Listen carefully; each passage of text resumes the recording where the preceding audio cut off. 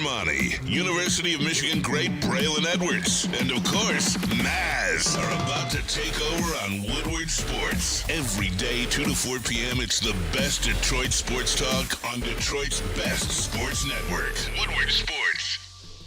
Welcome in Detroit on an absolutely gorgeous Friday here at Woodward Sports. We've got some Canada USA talk for you, spring training talk tomorrow. We've got our main man Kool-Aid back from the West Coast Shout to out. talk about some basketball, but I gotta say, I'm excited to be back on the desk with my man KG. How are you? Of course. It's always a pleasure, man. And I feel honored because Maz personally asked me to be here today. Ooh. So shout out to my former crew. I see you have been thriving without me, which is great. You know, I thought you guys would fall off the map without me, but you still here, Maz. What's He up? is, and he's super tan, too. Yeah, Tan man. Maz. Fresh from the beach. Just 2 days in the sun. That's all. That's all. But it was good. It was great. I got to go visit my sister down in Florida. Took my wife and my youngest daughter. So it was the three of us. It was fun. Real fun time, man. Nice. Did you sneak to the track? I did. I didn't sneak. I went. Oh, Yeah, attaboy. right. You know he can't. Did you cash any tickets? I didn't cash a single ticket. No, Damn. okay. I didn't cash. I went to Gulfstream, one of my favorite tracks in Florida, in Hallandale, Florida. It's one of the great tracks in the country, and it was great to see the people there and my kind of people, man. I love it. Well, I was in here 4 days with Ricky now, and I know Yeah. that we missed you. But, Ricky, it's good to see you again. How are you doing? Slick Good to see Rick. you too, man. Good. I can't complain. I missed that game last night, passed out, but I'm kind of happy I missed it because I think I probably would have cried a little bit the way it ended from what I saw. But Not I'm a doing great good. ending, and we will get to that. But how was the sushi? It was amazing. Ken Sushi. I'm gonna give them a shout out. I know they didn't pay for it. Ken Sushi, Farmington Hills. Great job. Amazing sushi Oh, I last done night. took the wife out there before. Oh man. Yeah, it's a good spot. Amazing. There you go. And I know Pete was out at RJ's last night. Again, not the ending we were looking for. Pete, did you get anything to eat last night? I did, man. I had some good RJ wings. I had a slice of RJ's pizza. I had some RJ's fries, and RJ's out in Rochester Hills, guys. What a great play. Let me tell you guys something. You know how sometimes we're at a sports bar, conversations will start in the middle of games, right? Some of us like that. Sometimes some of us don't. Guys, no matter which way you look, if you're looking at your buddy to your left, to your right, in front of you, even if you turn around, if somebody taps you on the shoulder, there's a television. Nice. You can't miss the game at RJ's. It's a great place. It's set up so beautifully. No, everybody on the morning show absolutely raved about RJ. Yeah. So, yeah, shout out to them. It was a little bit of a stomping ground for me back in my day. We Word. shared some stories yesterday that we won't share on air today. Oh, I bet we won't. I am curious, Maz. I'm sure that you made some time for the game. Where did you watch it? Well, I watched most of it. The first period I watched on the plane. Okay. I paid for the streaming, and I watched the first period on the plane. Then I got to the baggage claim, waited an hour for my wife's Yikes. bag, watched it there, watched it in the car on the ride home, and made it home for overtime. So I sat in my chair for overtime, and I said, I forgot who I texted. I texted Ryan and Braylon, and I'm like, U.S. is losing this. They are dominating the period. And hockey is like that. Whoever dominates the overtime and the goalie stands on his head, Yeah. that team will generally lose. And what happens? Canada gets one chance. They win one face-off. They get it out to Connor McDavid, who was left open, unfortunately, by the American captain, Austin Matthews, who had 2 shots at winning this game. And Craig Binnington stood on his head. And you can't leave Connor McDavid. That's like leaving LeBron under the basket. Or Robert alone. Horry. It's the same thing. Well, the last time Bennington had a big game in Boston, it was Game 7. Yeah, and he in did win 2019, that one. the Blues won it. I got to back you up, though, because you mentioned something, and it's a hot topic in this nation right now. You were on a plane, and I had a friend just fly back, and while he We was get on to the it plane, early. We get to it real while he early. was on the plane, he was watching another plane that had just crashed. Oh, he's in And- Toronto? No, he was watching it on the seat in front of him. Oh, wow. And probably something you shouldn't be showing on a plane. Yeah, with come on other now. planes crashing, but It was a movie? no, No, man. there was a lot It of was the plane news. crashes since Right. this last Yeah. month or so. But did you have any trepidation or fear? Yes. Yeah, you did. Yeah. When we took off from Detroit, Good question. was Sunday. We took off from Detroit. It was ice cold, as you know. The thing was the plane was like The tail plane, the spinning. plane. Oh no, turn around. The plane was tail spinning as it went, as it was going in the air. Fishtailing. Fishtailing. There were Wow. kids behind me screaming. Oh, Yeah. wow. And I just held on to my wife's hand, my Jeez, daughter. man. I thought we would. Jeez. You think the worst. Yeah, And absolutely. Until he got up, a little bit, until about 30 seconds up in the air, it was shaky as hell. It was That's scary. crazy. Then he got up to above the clouds, and the rest was good. Well, then you read about. Then I landed, and the next day is when the Toronto plane flipped. Yeah. Oh man. And I'm like, oh my Women god. drivers. So then we're landing last night. People just forgot how to fly. It was beautiful. The takeoff, the whole plane last night, the whole ride was great last night. So knock wood. I don't like flying. I hate Me it. either, yeah. Really? I hate it. Yeah. I drive. Like, I live in Jersey. My family's from Jersey. So I drive to New Jersey when I go. I don't fly. 10 hours. I'll just get in the car, take my time, and I get there in 10 hours. And I know there's a lot of car accidents and all. But you know what? I'm driving or my wife's driving. We're in control. We're on the freaking ground. Right. And it just makes me feel better. I mean, all the plane accidents this past month kind of, is putting that argument to A little bed. bit. Yeah, a little bit. It's been kind of crazy. See, I got a buddy that anytime he hears somebody say, I don't like flying, he's like, are you kidding me? We're in a big tin can, thousands of feet above the earth. The whole thing should It's be made of safer. glass so we can enjoy this. How do you feel about that, Glass? KG? I'm one of those people. You couldn't handle that? No. I'm one of those people. I love Ricky's it. in. I fly to Chicago, bro. Yeah? Cut You the time. crazy. I'm about time. I'm swear to God. I'm about time. If you fly to Chicago, you gain a half hour of your life. Yeah. Do the math. Man, the only That's thing with good flying stuff. with I me like that. is takeoff, landing, and like turbulence. I absolutely cannot stand turbulence. Like, it makes my stomach drop. I hate that feeling. Oh, yeah. And it just makes you feel like something could go wrong. Even Makes though, you feel alive. Yeah, you can have that, man. You I can have don't like You can roller have it. coasters. Yeah, I hate roller coasters. Me and Maz, look at us agreeing, man. Ricky, I'm you with don't you on either. that. No, I hate roller Roller coasters. coasters I'm done. rule. Yeah, I'm done. So you like Hates planes but hate roller coasters? Completely different things. Have you not been to Cedar Point? Yeah, I don't go on the coasters. You've never. Yeah. Okay. Same thing, So man. just I do corn- the same just corn thing. Listen, dogs and the turtle. I've been on a couple of them. Yeah, they're but- just not for me. Yeah. Okay. I'm not They're a not for thrill me. seeker. Well, My you- kids love them. I'm Anson? happy for them. They love it. You met, just speaking of going real quick back to the flight, you were in studio one time when my friend, who was a pilot, came in to visit, were you not? I was.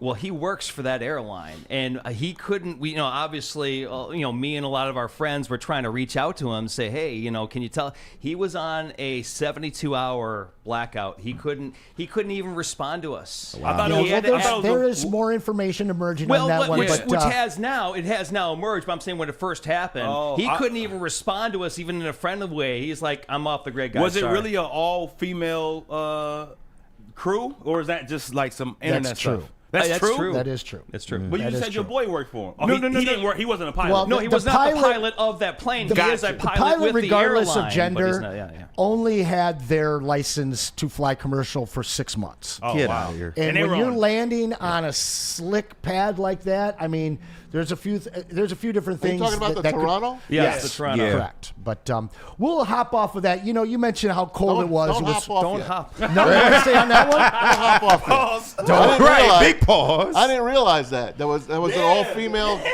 That's why I It's said. actually- And they were rookies basically. Well, It was an unmanned the flight. lead pilot. They Right, call it, quotation it's actually, marks. It's a division of Delta, and their tagline is unmanned flights because there's no men on scariest the. thing ever. Honest to God.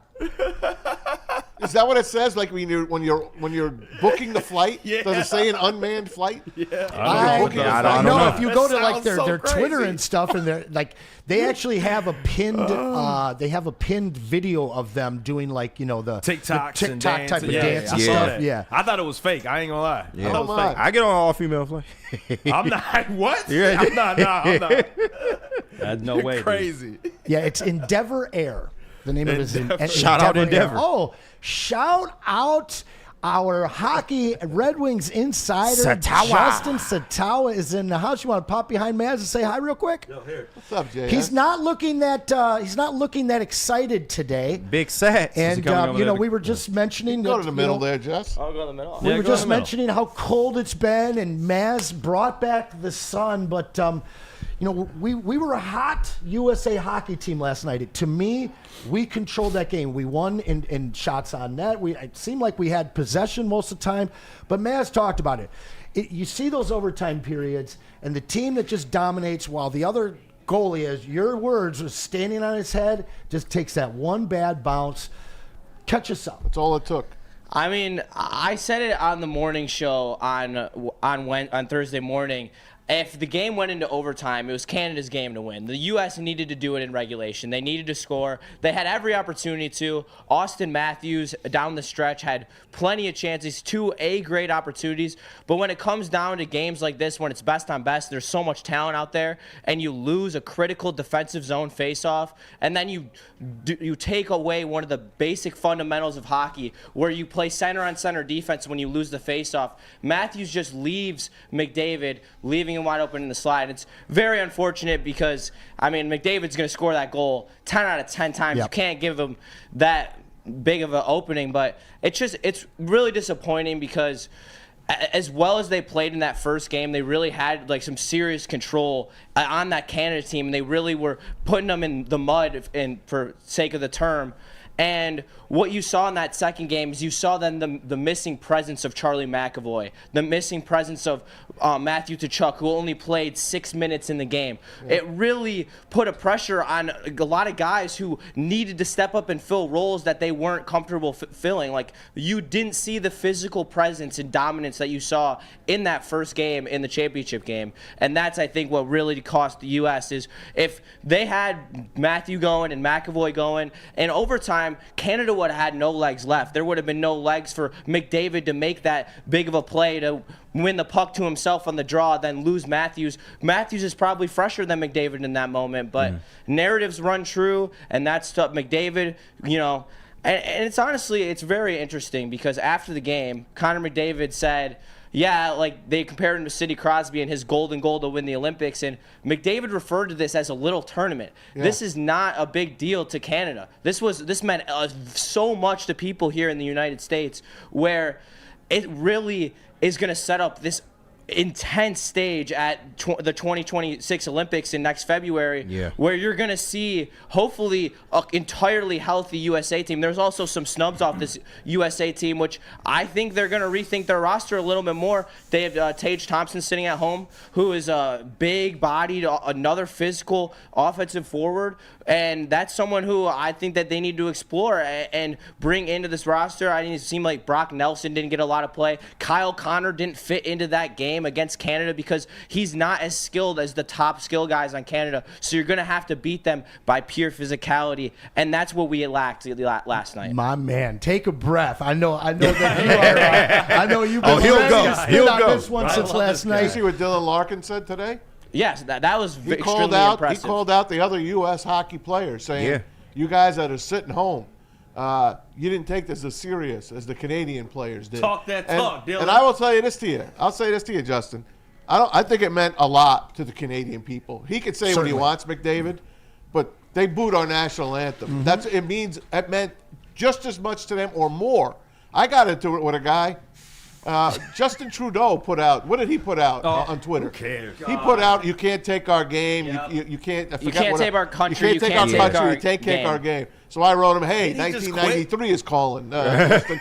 And then some other guy wrote me back, "Hey, 1980 is calling USA." I'm like, "We beat you 32 straight times in the NHL. I mean, you don't have a leg to stand on." He's like, "You did it with Canadian players." Back and forth we went. They wanted it just as much. They wanted it worse than we wanted. I feel like they did. Maz, didn't we already take basketball from them? Yeah. That's right. Shout out James Naismith. Now, I got a question for you. Have we closed the gap? Because we've won, 2 games against Canada since 1961? So has the U.S. closed the gap? Yes. Of course, they're 1-goal games. Yes, I think that the gap is closed in terms of if you look at the other countries as well. I mean, Sweden's known as the 3rd best hockey country in the world, but you could never see the United States or Canada losing a game to Finland in this big of a stage. So it just shows that they both are in a class well above the rest of the world. And now you're seeing the United States, and it's very interesting because this is all built on USA Hockey's philosophy and how they adapted to what Canada was doing and how they were running Canada hockey. You know, they started the USA NTDP team out in Plymouth, and that's been feeding these American talents, and that's why the NHL has more American talent, and it is rising to that place. But right now, you're going to need a couple more years from some guys to take some leaps because, you know, Canada has McDavid, prime of his career, McKinnon, prime of his career. Bedard in 2 or 3 years is going to be in his prime. Some of this American talent has to start taking an upward trajectory. Jack Hughes didn't do enough this tournament. You could Austin Matthews. He's not a killer. He's not a McDavid. He's not a Crosby. He's a tier below. He is an A tier player and they are S. And that is the difference right now. When you had McAvoy in the lineup, and if you had Quinn Hughes in the lineup, your decor is far and above better than Canada's. They suffocated him in game one. Yeah, if you remember. exactly. Suffocated and the him, goaltending. But they had the whole team. This is like Lions-esque. They ran out of players. Yeah, they ran out of players, and they still should have won the game. They dominated that game. Yeah, they dominated overtime, but when the big moments happen, you know, narratives come into play, and Binnington is known for owning those big moments, especially in the city of Boston. Binnington has played extremely well. That's where he won the Stanley Cup as a rookie, and you know, Hellebuyck, it's unfortunate to say, even though I think he's the best goalie in the NHL right now, he is known for not playing well in the big moment and letting up big-time goals. It happened in the series against the Avalanche the last couple of years, and it's caused Winnipeg to kind of stutter in the postseason. So it's a tale of narratives, and McDavid finally makes a big play in a big moment. And, I mean, push comes to shove, it's going to be an amazing Olympics next February, and I hope that, you know, the rest of the Team USA can be healthy for that next matchup versus Canada, because if we can be healthy, I have no doubt in my mind we can beat Canada. Listen, I think the NHL found gold. They found platinum. Not giving me that piece of crap all-star game that they've been putting out there for the past 10 years. Yeah. I think they should do this every single year. No, they should. I think they should do it every year. I know they're going to do it every other year. I think every year kind of takes away a little bit of the validity of it, unfortunately. And what's going to be great is, and this is the last thing I'll say about it, is Team Europe, which is what they used in the past to fill one of these rosters to make sure that it truly is best on best, because unfortunately the Germanys, the Slovakias, Russia. the Czech Republics, Ovechkin. That's where I was going next. all of them are in one country. They all call it their Team Europe, and it makes them a very competitive team. They made the finals in the 2018 or 2020 World Championships. I don't remember, but they were extremely good, beating a lot of good teams. Them and then adding Russia as well will be a fierce competition when they make it 8 teams in the next one in 2028. Hey, Justin, can I bounce off of what Maz was saying, because he kind of hit on me? Do you see, because the success of the Soccer World Cup, or as the Europeans call it, Football World Cup, and then we have the NBA World Cup too. Do you see the NHL getting an every 2-year NHL World Cup tournament finally getting together with all the teams, just the Olympic style, just as they usually do, and make it kind of like you'd shorten the NHL season maybe by about 2 or 3 weeks, and you play like a World Cup season. Do you see that happening? I see it maybe processing. You need some of the other countries in the world to kind of elevate their teams. There's not necessarily a lot of elite teams when you're comparing them to the United States and Canada, who are just 2 perennial powerhouses in this sport. And the big thing here is they have announced that they're going to do it for the foreseeable future, the next couple of years, every 2 years, until I believe they announce some date in 2030 range that they're going to keep doing this. So I think it's a great thing for the sport and to keep the players together, and it's just going to make them even better when they keep continuing to play together, have these practices, and the teams continue to build chemistry. I mean, we're talking about 2 or 3 tournaments from now where McDavid and McKinnon will be playing together for 50 or 60 games together, and that chemistry is going to be known, and it's going to be amazing hockey to watch. I'm really glad that you were able to have this cathartic experience right now, because it's very clear that you had a lot on your mind since last night. I know how passionate you are about it. We've talked about including Russia. I think the political climate in a year from now will allow that to happen. I wonder about the Czech Republic and the other teams. You mentioned Germany. If this were to expand to an 8-team field, I think that they could survive with 6 with the preliminary rounds, but an 18 tournament, who would the other 4 teams, well, let's just say 3 because we can assume Russia. Who would the 3 other teams, if you were to break up that Team Europe you spoke about? Nice. See, it's so difficult because you would have to do a preliminary tournament to be able to decide that because they're all just in the same boat. They have a handful of really nice NHL talent, but nothing to really sustain. What I am assuming they're going to do is they're going to do a team prospect. I don't think they're going to do Team North America like they did in the past, which that team saw McDavid, McKinnon, and Matthews all on the same team, which was super fun to watch in the last World Cup. I think you're going to see that, and you're going to see there's going to be under 23, under 24 maybe, and you're going to see like the Bedards of the world. If it was right now, Bedard and Sider and all of them would be on that North America team, and they would be extremely exciting to watch. I would then to Team Europe, which would be Germany, Slovakia, Czech Republic, and all those teams. And then that 8th team is just a wild card on whoever has the most NHL talent at that point. It's really tough because you're going to want to give a lot to that Team Europe team, but you're going to want to be able to stabilize one country. It's kind of hard to predict, but it would probably have to be or maybe even Latvia. Latvia's got a kind of nice international problem, but it would be either Slovakia, Czech Republic, or Latvia probably. Those are probably the options. Well, hey, Red Wings play tomorrow. And I was just about to go there, but before we do, I've been holding on to something, and it couldn't be at a better time to put a smile on this guy's face. Uh-oh, what is that? A whole bunch of old 80s and 90s Red Wing cards with a few other things in there. Hey. So that'll hopefully put a smile on your face. on the front too. That's awesome. But Thank you, Anson. You're welcome, my friend. We appreciate your it. coverage on the Wings, and we're welcoming back Dylan Larkin, who honestly I thought he was going to get another goal last night. He had that kind of half breakaway, couple great opportunities, some real good opportunities. But we're going to be welcoming him back to LCA. And I think he's going to get a lot of applause. We're hosting the Kraken. Pete, I think you got a little something for us on that. I do. What? We got the Wild. The Wild. The Wild. Yeah, it'll be the Wild. You can call them the Kraken if you want. Oh, yeah. The Minnesota Wild's coming. And what did Utah settle on? The Utah hockey team? They haven't done it They yet. have Yeah, not they settled still yet. They waiting. got copyrighted by Yeti. Yeti Coolers. That would have been a great. What a They great had a great logo crossover. too. They would have had such a good crossover opportunity there, man. Just make them the Mormons I don't get already. it. Come on now. The Utah Mormons, man. I mean, it's a perfect name. I don't hate it. I don't hate it. No, The It's Utah IFB Church. It's funny. I'll give it to you. But yeah, the Wings host the Wild on Saturday at 12:30, and LCA is already sold out, and it's going to be a rocking crowd. I mean, they are waiting for this team back.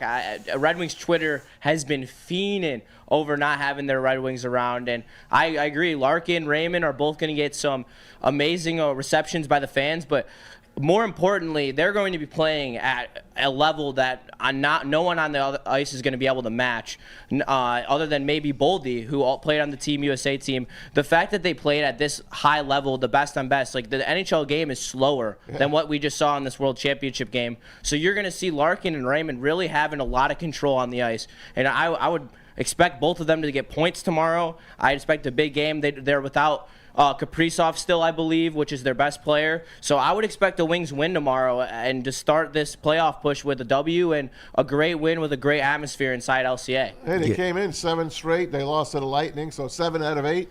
They're hot. They got the last spot right now in the East. Yeah. Wild card wise, them and the Senators. So I look for a great second half. It's past the halftime already. It's almost over. No, it is, and it's that's almost over. That's kind of wanted to ask you because, of course, Lucas Raymond looked great in the tournament as well. But in the second half of the Red Wings, what are you really expecting from this team? Are they a team that can really hold down that wild card spot? Dare I even say maybe compete pretty good or win a playoff series?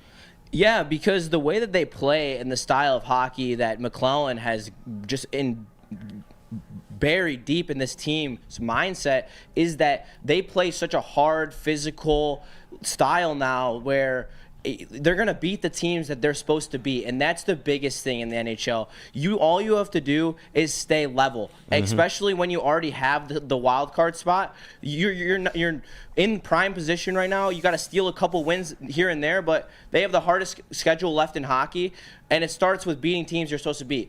The Minnesota Wild, without their best player, is a team you got to beat. Yeah. You can't be dropping games. We were talking about it before they fired the line. You can't lose 3 out of 4 to some of the worst teams in hockey when you go to California. Yeah. Like, that's unacceptable, and that's something I don't expect out of this team. The way that they went on the road trip in Canada and swept the road trip in Canada proved to me that this team's going to win games that they're supposed to win, and then they're going to steal plenty of games as well, especially with the goalies have been playing great, and they do a great job with resting them and doing a true tandem and evening out their play because they both kind of wear when they have to play consistently. So it's nice that they're finding that balance, and it's really helping this team exceed expectations. Okay. Great job, Justin. Thank you. Thanks, brother. A pleasure. I appreciate being with the E&E. Great timing to have you as well, my friend. Thank you. Appreciate it. Pleasure. Appreciate it. Well, yeah, so we get a chance to get back to hockey here in Detroit tomorrow night, and of course the Pistons go to work again tonight. We're going to have our guy, Mr. Kool-Aid, Detroit Kool-Aid will be in with us as well. And I'm mad I can't watch them fully because I'm going to be watching a butt whipping down at Chrysler tonight. So. Yeah. you thought the smoke wasn't coming.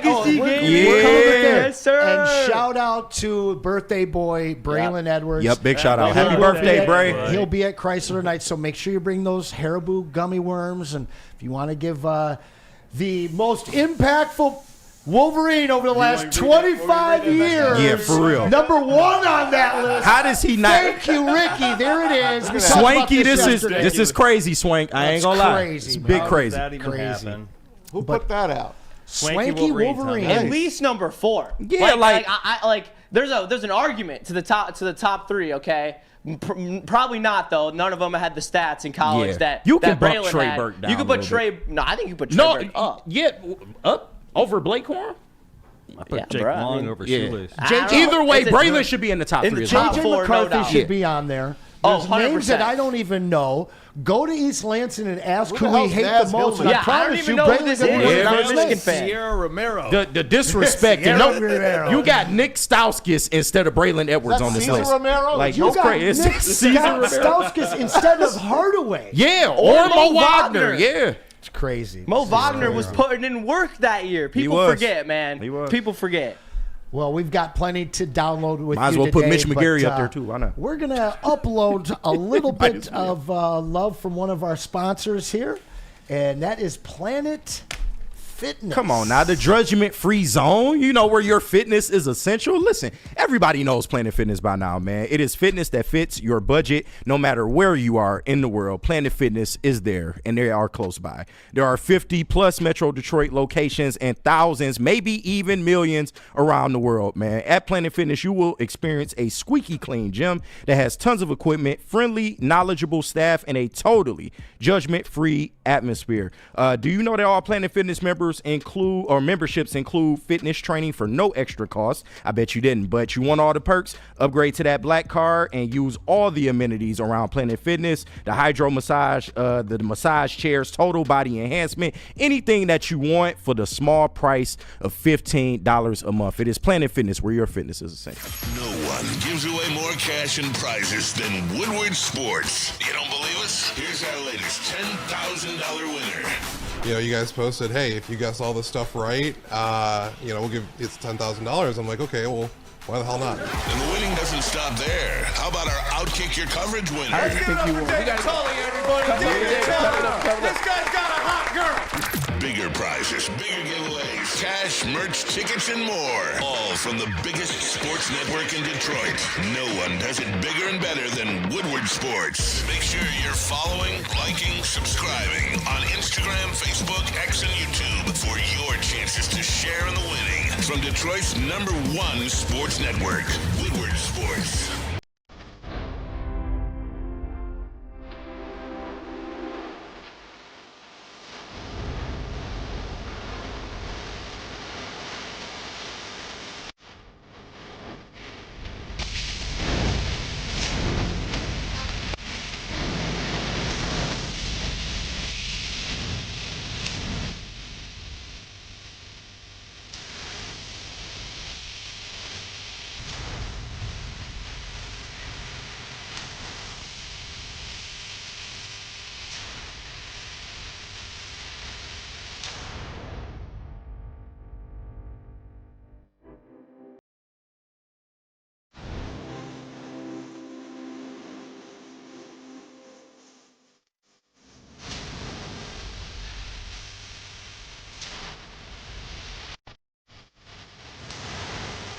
A network for the city, by the city.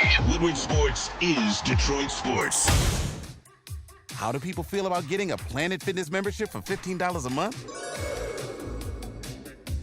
How do they like working out in a clean and spacious gym that's filled with equipment for every workout?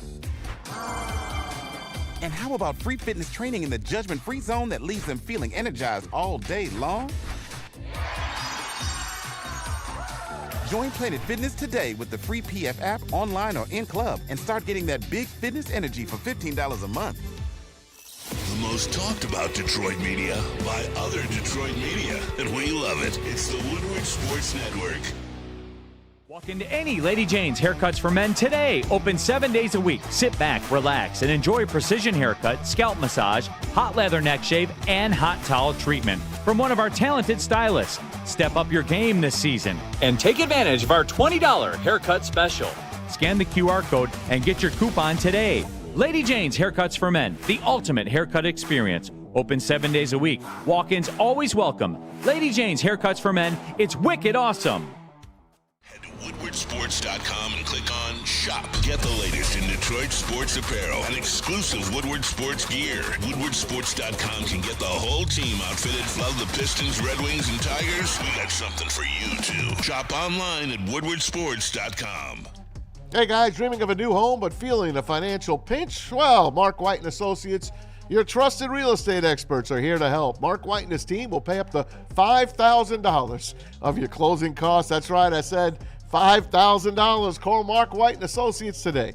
248-290-8242. Visit them online as well, markwhitesells.com. Again, that number, 248-290-8242, to make your dreams come true. Now, I told you he got tan down there in Orlando. Yeah, he did. A little too tan. Real tan. Right? Welcome back to Woodward Sports, the Ermanni and Edwards show. Well, today it is a plain hooky Friday. I'm joined by my man to my right, KG. Of course, Maz is back in the Maz chair. Ricky and Pete. We are on YouTube. Like and share. We're also live on Twitch and Twitter, and we welcome you all in. And Maz, it's your time of year, pal. I know it is. Baseball is on its way. I wish if I could have went to Florida 1 week later, I could have caught some Tiger games. Clearwater, baby. You got to take what you can get, right? So I enjoyed myself. But we're going to get Roger on here, Rogelio Castillo on in just a couple of minutes once we get through the bugs and all. Before we do that, I want to bring up the Pistons to you guys. Pistons start the second half of the season, although they are past the halfway mark as well, against the Victor Wembanyama-less San Antonio Spurs. And guess who's favored in this game? The Spurs. No.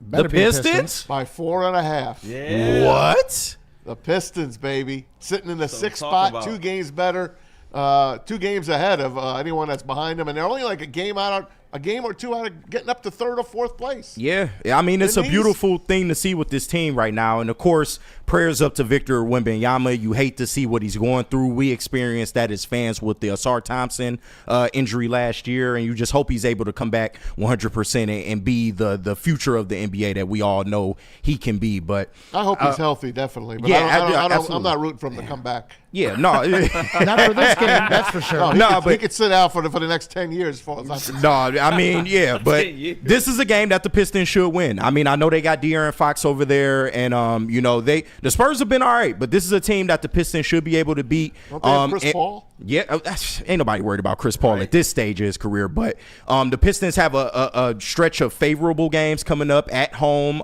So if they can secure this one tonight, man, they have a nice little stretch where they can actually widen the gap in the win-loss column. Yeah, and doing my projections for the rest of this season, which we'll get into a little bit later. Anson's projections. Yeah, that's right.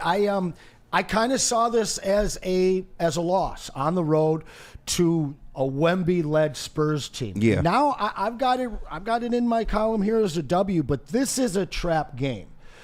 I don't think that after they acquired De'Aaron Fox that they fully knew how to use him with Wemby out there. Now this is De'Aaron Fox's team. Oh, yeah. And this is a guy that has put up 60 points this season. He's got the highest point total out of anybody in the NBA this season. And I can see him going wild. He's going to be at home, and he's going to firmly feel that this is my squad, at least for the rest of this season. So this is a true test for this young Detroit Pistons team, a team that's exceeded everybody's expectations, including their own, including Trajan, including J.B. Bickerstaff.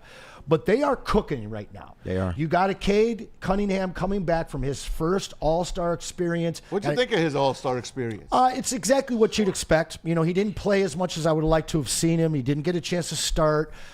He just missed qualifying for the finals in the three-point competition. He was, I will say this, for a guy at his first All-Star, Cade is just cool all the time. He is cool. Right. He's just Calm, cool, cool, collected. You've been there before. And I think I didn't see him nervous, but I think that you could kind of see it on his face as the weekend went on. I'm going to be back here a lot, and I'm going to leave my impression and make my impression felt and remembered on the All-Star weekend. You know what I noticed about the three-point shooting? What? What do you think the one thing I took out of the entire thing is? There was no girl? No. Right, no Caitlin Clark. How close they had to sit on the bench together. Yeah. They were all squeezed in. Yeah. They were all squeezed in together. I am so uncomfortable. They had to save the room for all the seeing people celebrities. squeezed in. Because they had all the celebrities in courtside. They got to save the room for all I the celebrities know. to sit there. It's unbelievable. These poor Right. guys in there, they have no room. I felt like they were sitting on a Spirit Airlines. I was just going to say that. And there was a point where a guy sat next to Cade, and you see Cade, and he's got his legs out, and then all of a sudden he just goes, Right. he puts up both arms on top of That's the other funny. guy. That was kind of interesting. We'll go back to that in a little bit. The Yeah, we other will. interesting part, which I don't believe we got a chance to talk about, was the whole Chris Paul, Wemby, throwing the ball Yeah, out throwing the skills competition. competition. But the interesting thing was that that was the horrible. NBA went out of their way 2 times to not allow them to be interviewed. So, but we'll get back to basketball because we have, of course, got Kool-Aid coming in later. But we're going to switch back to baseball. It is spring training. First Tigers spring training game is tomorrow. And we've got a former Woodward sports guy here who is now part of the Tigers ML report, our very own Rogelio Castillo. What's going on? Hey, Raj. Bienvenidos. Gentlemen, it's been too long, guys. Good Too to be long. back here. Sound great, Raj. Sound Yes. great, man. How come you're not in Florida yet? Lack of participation on the fun side of things. Oh, the fun. Oh, you got funds The low. way his Funds bank low. account is set up. Yeah, it's exactly. Like Kevin Hart once said, you know. Yeah. Right. All jokes aside, we had a pipe break here at the house. So Oh, God. Yikes. Hopefully the donations and stuff like that comes in and we can make it happen. Well, we God had a bless water you. main here in Detroit break, and then it froze. So I'm hoping that you didn't have to deal with that same issue. No, just the typical, BS when a sink, the pipe behind the sink broke, and then so we had to replace all the flooring in the kitchen and God. the cabinets. So fun times. Well, you're Hey, looking Raj, good, Raj. can you turn yourself up a little bit on your end, my friend? I hear him. Yeah, I hear him fine. loud and Yeah, clear. I got him good. There we go. You There sound you go. great, Yep. Raj. Yeah, thanks, buddy. Hey, man, Tigers, buddy. It's time. Finally, it is time. And first thing I'm going to start right out of the gate is the Alex Bregman fiasco. Basically, the guy didn't want to come here. Is that basically what it comes down to? Yeah, I think it's just basically he didn't want to come down here, and unfortunately, that's where it's, it sucks. And I really think that Boston, the whole situation with Boston, Rafael Devers basically saying no to Love that. just the whole media thing is getting a little messy over there. But I hope they Bregman blow up. really, I hope they do too. I mean, Yeah. it's just one of those things where it's frustrating because for once the Tigers put out a competitive offer and they got spurned, and so there was nothing. I just wish they would have came up with a backup plan, but maybe there's a backup plan in the works right now. I think they had a I've been backup screaming plan. that, Raj. I think it was Nolan Arenado, and I think he said no to a no trade clause. I believe that. Yeah, and he really, and the whole thing with Aaron too. It's like I was just reading the Athletic today. The teams that he rejected, the Royals, and who's saying that the teams are not contending for the postseason or playoffs. I don't know. I felt kind of insulted by that too as well. The Tigers do have a good team to contend in the playoffs, and I don't know why he would spurn that. But again, the Cardinals are also a giant mess as well. Exactly. Do you think, Rogelio, that the there isn't a belief yet in this Tigers team that what they did last year with their pitching chaos and going from a 0.2% chance in the playoffs to actually realizing a playoff berth and then even winning. Do we think too highly? Are we too close to the situation? What is the feel around the rest of the MLB about this Tigers team and their ability to get back to the playoffs? I think it's really strong because based off their starting pitching, they have really, really good starting pitching, and they were among the top 5 in ERA in the AL last year, and I think that's going to help them out. That pitching chaos, and those guys to be able to eat innings is there. And I think if you look at who they have with Chris Fetter, what they have with Juan Nieves, Dr. Robert Lung, that they can continue that trend.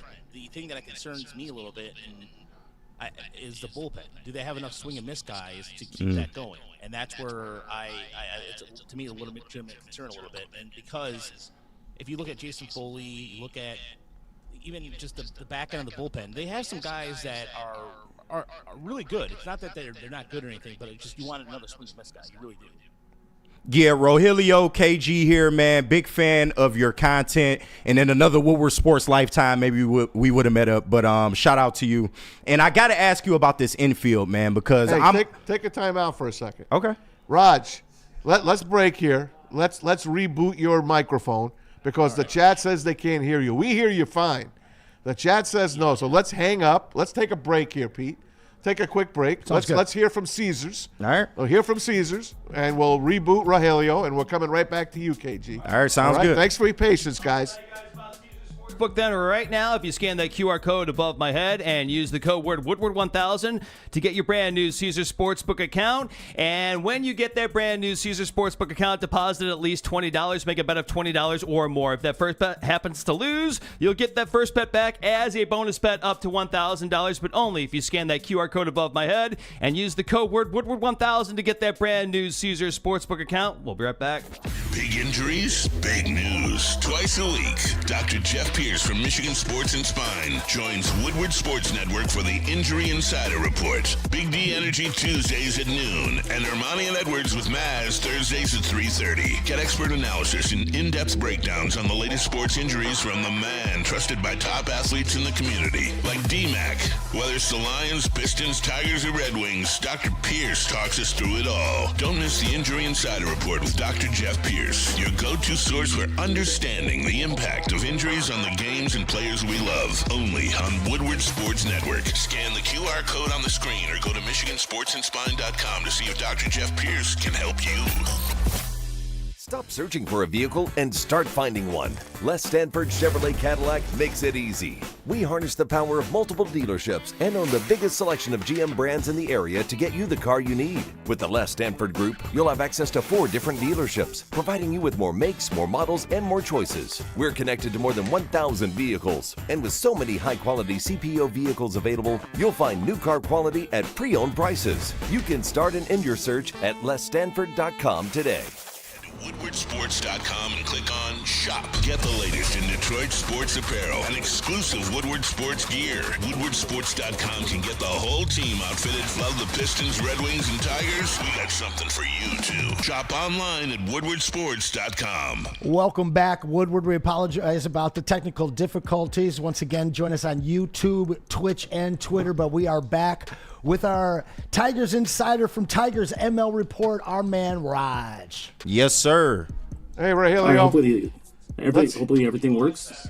I can definitely hear you. Yep. Okay. All right. Not so sure about the people at home, but thanks for bearing with us, of course. And Raj, before we went to break, I was about to ask you about this Tigers infield because, you know, I'm a Tigers fan. I love the run that they went on last year, but you just kind of felt like they needed to do a little bit more this offseason. Now, they did go out and get Gleyber Torres, which was, a pretty decent move. You're moving Colkeith to first, so you don't have to deal with Torkelson every day. I did like that part, but at third base, you still kind of have, a little bit of a problem with Jace Young and Veerling kind of headlining that group. What do you feel about this Tigers infield? Do you feel like some of the players like a Trey Sweeney can take a step? What are your thoughts on this Tigers infield as currently constructed?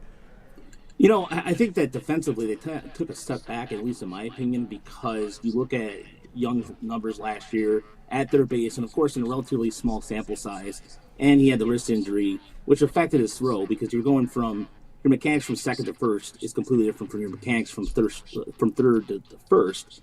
And I think that the defense, when you look at Torres defensively on paper, his numbers in the second half were better. But you're putting a new guy at first base at Cole Keefe, and there was an adjustment with him last year when his first half numbers at second base last year were horrendous. But he got better and he became a positive defender. So I think that the one thing that I wish the Tigers would have done in terms of just maybe, I know they're trying to address the third base situation long term, is a guy with like How You Leave, for example, but he's going to be down in Toledo. So you're not going to probably see maybe perhaps till the season end. As far as your Trey Sweeney question goes, look, defensively, he's fine. I think he's a good defensive third baseman. I think he'll surprise some people this year in terms of his bat. His bat needs to come around a little bit consistently, but I think with Baez there, that I know everybody wants to ignore the elephant in the room, that everybody wants Baez gone. Yeah. Because of his contract. More than that. More than that, no. Look, the Marlins need to spend another $25 million to make the minimum, and his contract fits there. And so I saw a joke about that yesterday. But all kidding aside, I think Trey Sweeney proved last year that his glove does belong here. He really surprised a lot of people last year because I remember Scott Harris saying that he wasn't going to come up at all when he got him from the Dodgers. And so I think he's a guy who he's one to watch for. And I think he hit like 250 at least, just stay at just above the Mendoza line. I think he will be a plus in the infield. Yeah, no, I totally agree, and I'm glad you brought up Baez because, like you said, the elephant in the room, nobody really wants Baez on this roster. He's been one of the worst everyday baseball players for quite some time now. But I wanted to ask you about him and Spencer Torkelson because, Scott Harris kind of came out and said that he expects Trey Sweeney to be the everyday guy at that position, and then you see what's happening with Tork. Are they 1 foot out the door? Do you think that the Tigers organization is finally realizing, like, we may not have these guys on the roster in the future or going forward if they don't perform? Yeah, I mean, I get that sense from Torkelson because there was a lot of times last year when we would go down to Toledo and then just talking to some people that he was, quote unquote, working on some things, and the results weren't there. I mean, the numbers when he got up here showed a little bit of an indication, but it seemed like he was settling for line drives, not that the power we were used to seeing. And so there's, I think, eternal, at least in my opinion, eternal frustration with Torkelson that they've done everything they try to do, and this is his, I think, a final shot. And I'm rooting for him. I hope that he does turn it around because if he does, it gives the Tigers a significant offensive boost. If you look at the fact that in the last 25, 30 years, outside of Nick Castellanos, I mean, there's a few examples of homegrown prospects that can hit 20 or 30 home runs consistently. And Nick Castellanos is it. I mean, and maybe there's one other person I can think of, but you want Torkelson to succeed because then it will help the Tigers overall, who were ranked in the 20s last year in home runs. And so as far as Baez goes, I mean, I know people want Baez to fail. I personally think that he's a good teammate. Everybody likes him on the clubhouse. And I know Baez is feeling the pressure, but when you can't hit, you can't hit. And that's a problem. And so I think that if you can't pick up fastballs and if you can't pick up we've always known he can't pick up sliders. But as far as like Baez, you never know. But I think that I want Baez to succeed as well. And that makes him more of a valuable trade chip as well. Because if you want these players to go anywhere, these teams are not just going to give them up for for their best prospects. They're going to want something in return. And then I think that if the Tigers are going to trade these guys, they have to be doing something well. He can't pick up the slider, but he did pick up a new Porsche. I heard about that. And a new hip. Yeah, don't forget the hip. Torkelson at 26 hopefully can put it together, but he's not the only young guy that this team has. In my entire existence as a Tigers fan, they haven't had a great minor system, but their minors and their young players are, I think, one of the reasons why they held off on really going too far in and overpaying for an Alex Bregman, why we haven't seen major splash trades. Can you speak to the future of the Tigers franchise? I think, I've been watching this game for a long time, and I'm observing the minor league since I was a kid. And with all this free time of looking at all this stuff, I realized the Tigers. I mean, Jackson Jobe, for example, is the highest ranked Tigers prospect in Baseball America history, and that says something. And Jackson Jobe going out there throwing a curveball, you don't want to waste bullets. Put him on the rotation already. But then outside of that, you look at the infield depth in the minor leagues. You have Kevin McGonigal, who's just a guy with a 70-grade hitting tool, and that's something I don't say very often. I mean, this is a guy who just can literally bat the ball skills are outstanding. You have Max Clark, and you can even see how the Tigers are drafting differently and developing differently. It's not guys who have one tool that, for example, one guy that can hit really well. It's guys that can not only control the strike zone, can play good defense. But the way they're developing pitching is something to behold here, because you look at the last year, even with the Twins collapse, the Tigers, the first time they were over 500 in 2016 when no one expected them to. And that was on the backs of a farm system, something that we can say safely, you don't see that very often. I mean, the 2006 run, it was Justin Verlander, Curtis Granderson, a few guys.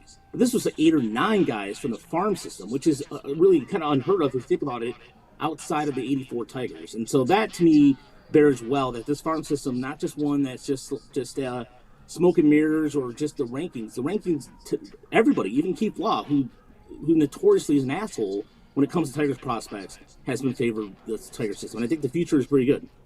Hey, Raj. What's up, buddy? Been a long time, my friend. Long live SRD. Sports Radio Detroit. We all live the Whippin' Natty, man. The Whippin' Natty. I love you, brother. Hey, I was going to bring up, as you were talking about spring training, let me throw a graphic up here. I'm sure you know about it, but let's see if the audience does and our fans know. The automated ball striking system will be coming to spring training this coming year. And I know that you and Chris Brown, shout out to him, have been with Tigers ML Report and all you guys over there. You cover the minor leagues very, very well. How is this system? How has it worked, or has it been? How have the tests for this system worked? Do you see it actually working for Major League Baseball? Is this the future? Are live umpires going to be gone within, let's say, 5 years? What is your opinion on the ABS? The ABS is a flawless. It's not. I think it's pretty close to flawless, because when you go to a game in Toledo, for example, it takes like 2 seconds. It's actually quicker than the NBA replay, which sometimes feels like it takes forever. But when you go to a game and they call the challenge, it takes literally like less than 30 seconds. And I think it's going to be a game changer for for example, yesterday I already saw it on display with the Cubs and Dodgers, and there's guys like Angel Hernandez who are going to be out of a job pretty quickly. I think that you're going to need the human element. I think that's still going to be a part of it, because the way they've been testing it out, you really still need that kind of the ability to have those guys there, and they're going to be there for a while. But I think within maybe 10 years, maybe you can see something different. But the challenge goes by so quick. It goes right on the big screen in any stadium, like I saw last year with Toledo. And what I like about it is there's always like, well, it's going to slow down the game. And no, it doesn't. I mean, it really will. It's seamless. And so I really think this is something that is a game changer, and it needed to be done. And it's going to really help guys. I mean, guys are going to be really annoying with it, like Stephen Kwan of Cleveland. You know that guy's going to challenge every single thing.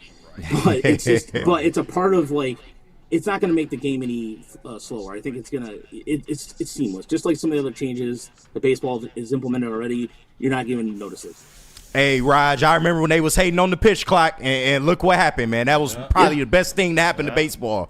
But 2 questions from me real quick. One, Jackson Jobe, he is a player that I've been very fond of over this last year or so. You got to see him in the playoffs a little bit, and although he wasn't perfect, he did show signs of, him. He can possibly be a really good pitcher in this league. He has a really good fastball. That cutter is absolutely nasty on him, and I believe he will be in the starting rotation this coming season. Can you just give us your expectations on a Jackson Jobe, and what do you expect to see out of him? I expect Jackson Jobe to continue. He's a guy who is a very quick adapter. I mean, he was learning the curve, and he's a guy who takes into instruction very well. And last year, Chris and I were talking about this before on our podcast, that at first that you didn't see a lot of the slider, you didn't see all those pitches, and the Tigers had him specifically on a plan, and he stuck with it. And I think that was saying something where the Tigers last year, I mean, if the Tigers were out of the playoffs, we probably would have seen more Job of what we saw in the minor leagues, flashing that slider, flashing the fastball up in the zone. And I think that's what Tiger fans should expect is a guy who can contend for the Rookie of the Year, because his stuff is really that good. And if he can stay healthy, he's a guy right now that you want to just ease into that fourth or fifth start spot rotation. But I think he has top of the rotation kind of stuff. And I know that a friend of the show, Lynn Henning's already kind of addressed the fact he'll be the ace after Tarek Skubal leaves, which is like, boo, come on, don't be wet blanket about this. Come on, right. It's going to an extension. But Job has that kind of stuff, and I think that he is a guy who's more than capable of handling a bigger workload. But I like the way the Tigers are progressing him slowly into that, because you don't want to waste bullets, but at the same time, you also want to make sure that he's healthy and that he can throw his pitches effectively on both lefties and righties. Yeah, and Raj, I got to get your thoughts on the whole Tarek Skubal situation, because, the more time goes on, the more I'm starting to believe that the Tigers may not re-sign him. You got his agent, Scott Boras. He just got Alex Bregman $40 million a year. So you can't tell me that he doesn't want to take a Tarek Skubal to the open market. Now, when you look at, the deal that they offered Bregman, it kind of gave me some hope that maybe Chris Illich is, starting to change his philosophy a little bit. But as this goes on, do you expect the Tigers to attempt to re-sign him before these 2 years are up? Or do you just think that he'll go to the open market and then the Tigers may or may not have a shot to get him there?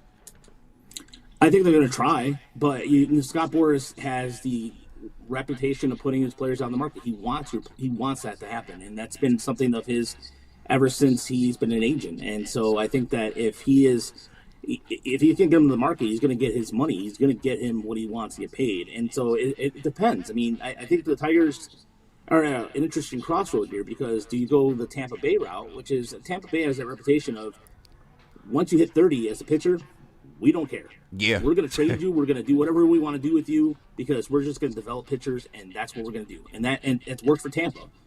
And I think the Tigers, if you look at the way they're building the roster right now, they've been through the farm system, and the way they're developing pitching, I mean, and the way they've been spending money on pitching resources, I mean, I look at it this way. I think that if they let him go to market, I think they're like, okay, you know what? I think we'll be fine. We'll maybe spend the money elsewhere. And it's not.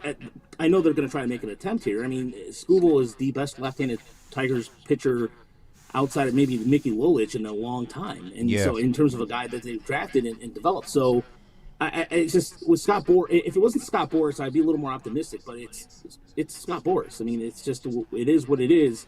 And he doesn't have. I think that Skubal is going to, if he can build off he did last year and win another Cy Young, forget. I mean, I'm not trying to be an asshole or pessimistic about the whole thing, but call a spade a spade. It's just got to be real about it. Yeah, exactly. Hey, Raj, Scott Harris. I want your thoughts on him. I mean, he has a lot of confidence. He's the smartest guy in the room. That's what he gives you. That's the vibe I get from him. I like what he's done so far. He's a very patient guy. And what I mean by that is he took a Max Clark, who how far, Max Clark is still a couple of years away from what I understand, when he could have taken a Wyatt Langford, let's just say, who already hit for the cycle, one of the most top players already for the Texas Rangers. Do you trust what he's doing? We had him on in December, and he talked about that a little bit with us, just about. I came away even more impressed with the fact that it wasn't just like BS service line. He knew he had a plan in place, and that was the ability that draft a guy like Kevin McGonigal, who, if you look at Kevin McGonigal right now, it just some of the numbers, just the ridiculousness of his hitting skills and bat the ball skills. I think that the Tigers were able to get two players that they were thinking long-term can help him. And I think Clark is going to start the year at West Michigan, but I don't think he's going to be there too long. He'll probably be in Erie before you know it. And same thing with McGonigal once he gets healthy from his hand injury. But I think that I came away with Scott Harris just letting people do what he wanted, like his front office people. For example, Ryan Garco came in right before Scott Harris did under Avila and developed the simplest things in the world, man. Like you think about like weightlifting programs and then taking – like programs like translating things from English to Spanish, things you would think that other teams have done for decades, and they were starting to do that. They're They just did something as just simple as putting an awning in the bullpen in Lakeland so they avoid the rain. Things that just simple, like little common sense things that we don't think about that other teams have been doing for eons. And so I think that Sky Harris has done the little things right. Yeah. What I worry about is hopefully that the trade, like is it going to be able? He's been traded for prospects. I mean, in the Matt Burling deal, okay, but he hasn't traded for that. I'm looking for that Dave Dombrowski. Sure. I'm going to steal somebody trade. Like like I think of the best trade of all time by Dave Dombrowski, to me at least, is the Carl Skean trade. I mean, he traded him.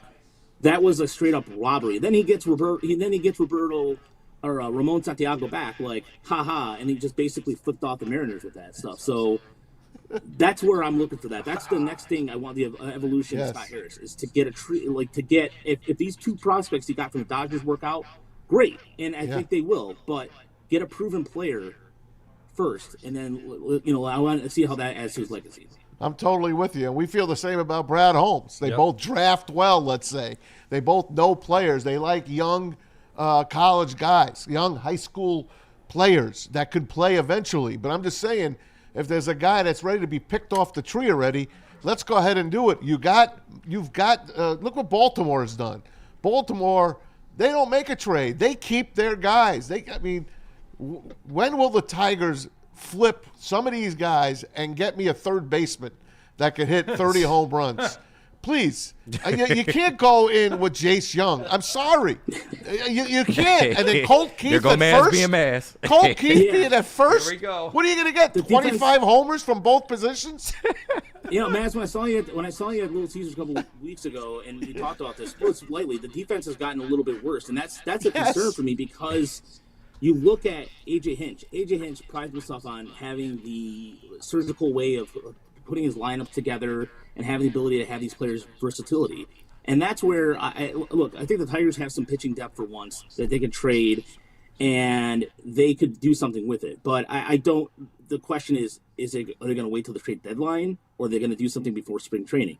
Right. I thought that they were going to make an off-season trade. I really thought that because based off seeing like Sawyer Gibson-Long coming back from injury, they have some – they have Ty Madden to consider, Brant Hurler. They have a bunch of guys that they can plug and play in there.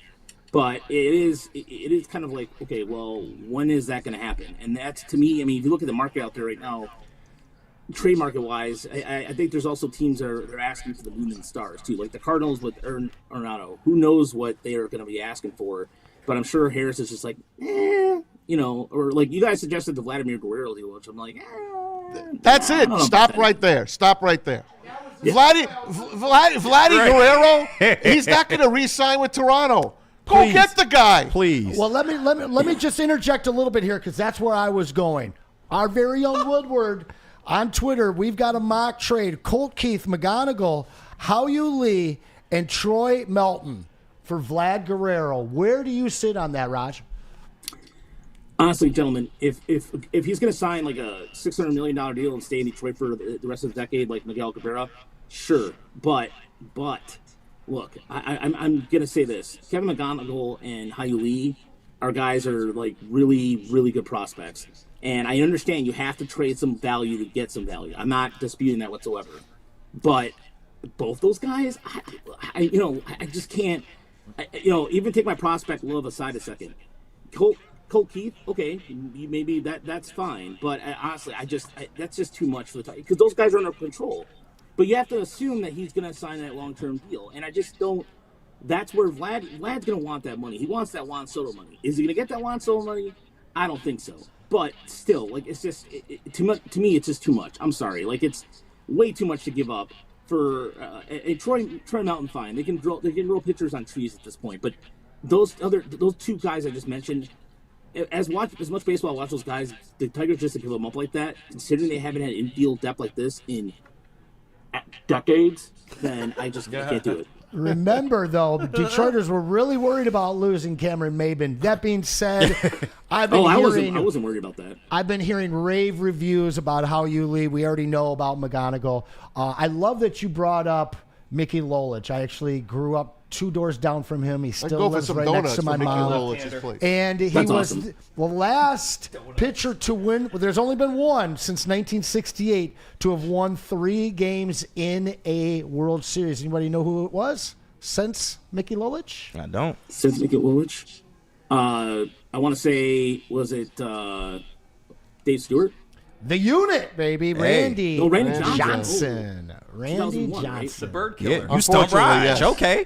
All right. Not bad. yes. Not bad out there stumping Raj. But, Raj, I wanted to ask you this one last question because, this offseason, it's been a little underwhelming. Thank God they re-signed Jack Flaherty because otherwise this offseason would be a F to me. But that's just me personally. But one move that kind of intrigued me was Chris Rodriguez. He's an international prospect. He seems to have a very, very high ceiling.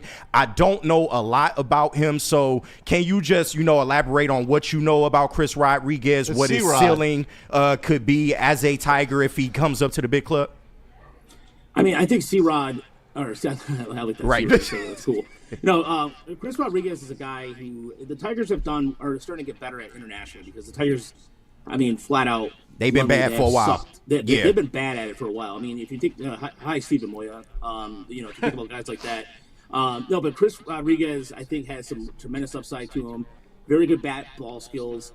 I'm one of those evaluators that I like to see him go and face tougher competition because the scouts, to say what they're saying about him is saying something because it is so hard to scout guys like that at 15, 16 years old because they're so you have to grow. Right. But he's already pretty good for his size and, again, a good eye at the plate, which is something that you really would want to see in an international guy like that. And so I think he has the ability to be like, I think Roberto Campos, who's going to be hopefully starting the year at Erie, can be that next power outfielder. And I think he has a potential.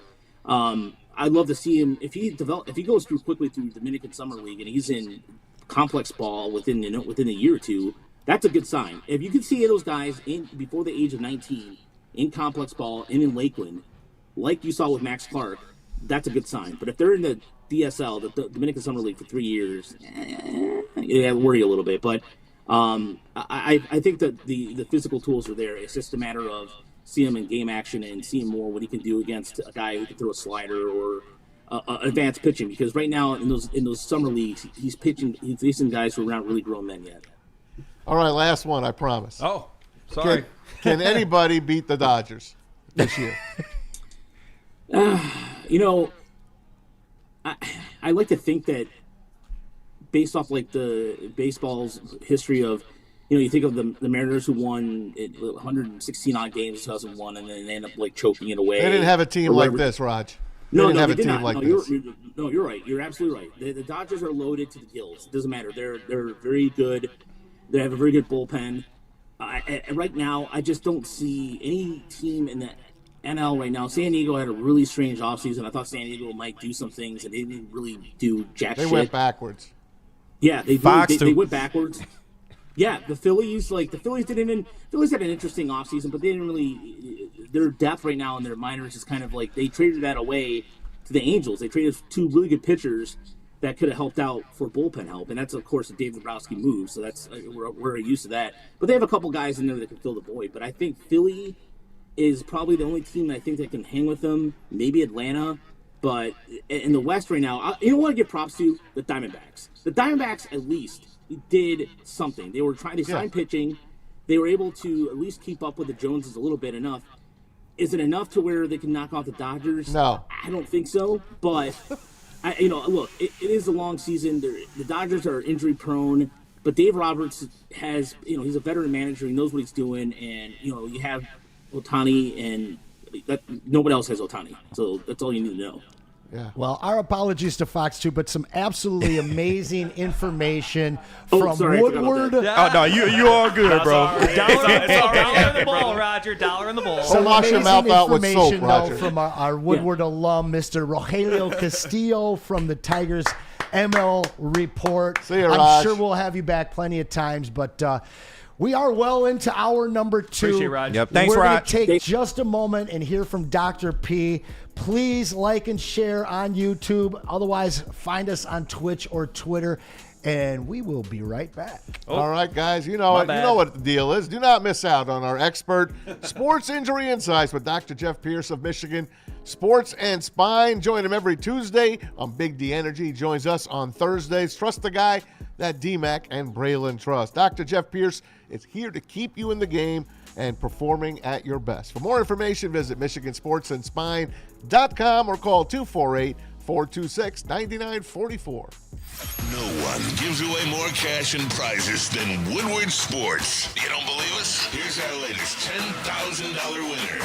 You know, you guys posted, hey, if you guess all this stuff right, we'll give it's $10,000. I'm like, okay, well, why the hell not? And the winning doesn't stop there. How about our Outkick Your Coverage winner? Let's give it up for David Tully, everybody. David Tully. This guy's got a hot girl.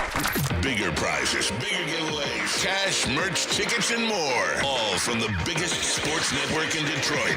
No one does it bigger and better than Woodward Sports. Make sure you're following, liking, subscribing on Instagram, Facebook, X, and YouTube for your chances to share in the winning. From Detroit's #1 sports network, Woodward Sports.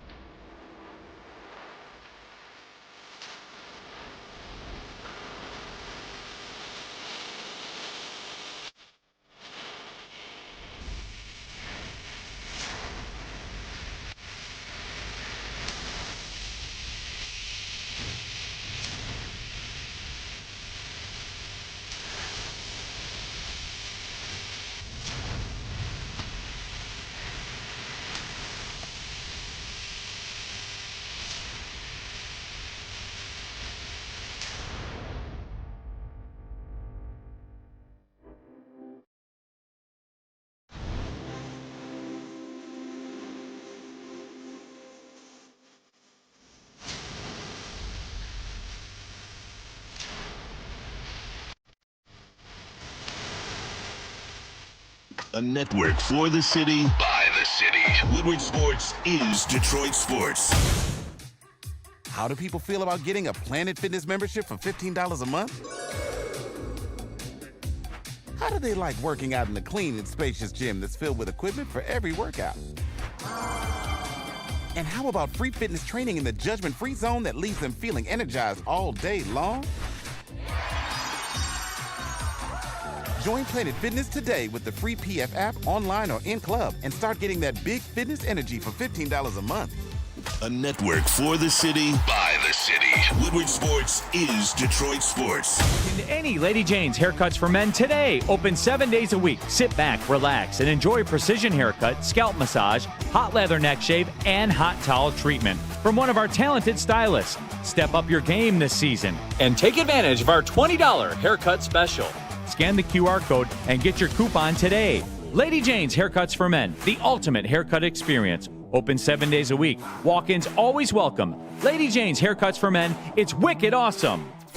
Detroit has the best sports fans in the world. That's why they deserve the best sports coverage in the world. We are the Woodward Sports Network. I know you're tired of wearing the same old Detroit sports merch. I know I am too. And you get some new ones. The new era in sports wearables, hoodies, tees, hats. There's only one place to go to get those. Shop.woodwardsports.com. Get something new for your wardrobe before we get into spring and summertime. Get you a new tee. Get you a new hat for the Tigers games. Do it now. Shop.woodwardsports.com. All the merch you need is at that one website. Go. Welcome back. Woodward Sports, Ermanni and Edwards. And Ermanni's not here. Edwards is not here, but my man KG is. And we're joined, of course, by Tom Mazaway. The Mazinator. Happy birthday, Braylon. Yeah, happy birthday, man. For sure. And, of course, Ricky and Pete are here as well. Into the last hour here, make sure that you're following us on Twitch, Twitter, and YouTube. Like and share. And, of course, you can hit that Super Chat button. $5 will get you read. We got a few other options there for you as well. You see them up there. $50, and we will tap you into the broadcast for a moment and let you kind of talk about some things with us. Hey, and don't forget, $500 get you in the mass chair. Right. That's right. Listen, you can have it for $100. Yeah, you're right, for $100. $100. They $100, I got to sit in your lap. It's on sale now. The mass chair is on sale. Hey, man, did you? I wanted to ask Raj about this, but we kept them overtime. Yeah. ESPN and Major League Baseball are divorcing. They had About 3 time. more years on their contract. Now, ESPN's been broadcasting since the 90s, baseball. And they've done a phenomenal job up to the last bunch of years. Sunday Night Baseball isn't what it used to be. It used to be fantastic. John Miller, Joe Morgan. Obviously, Joe Morgan has passed away.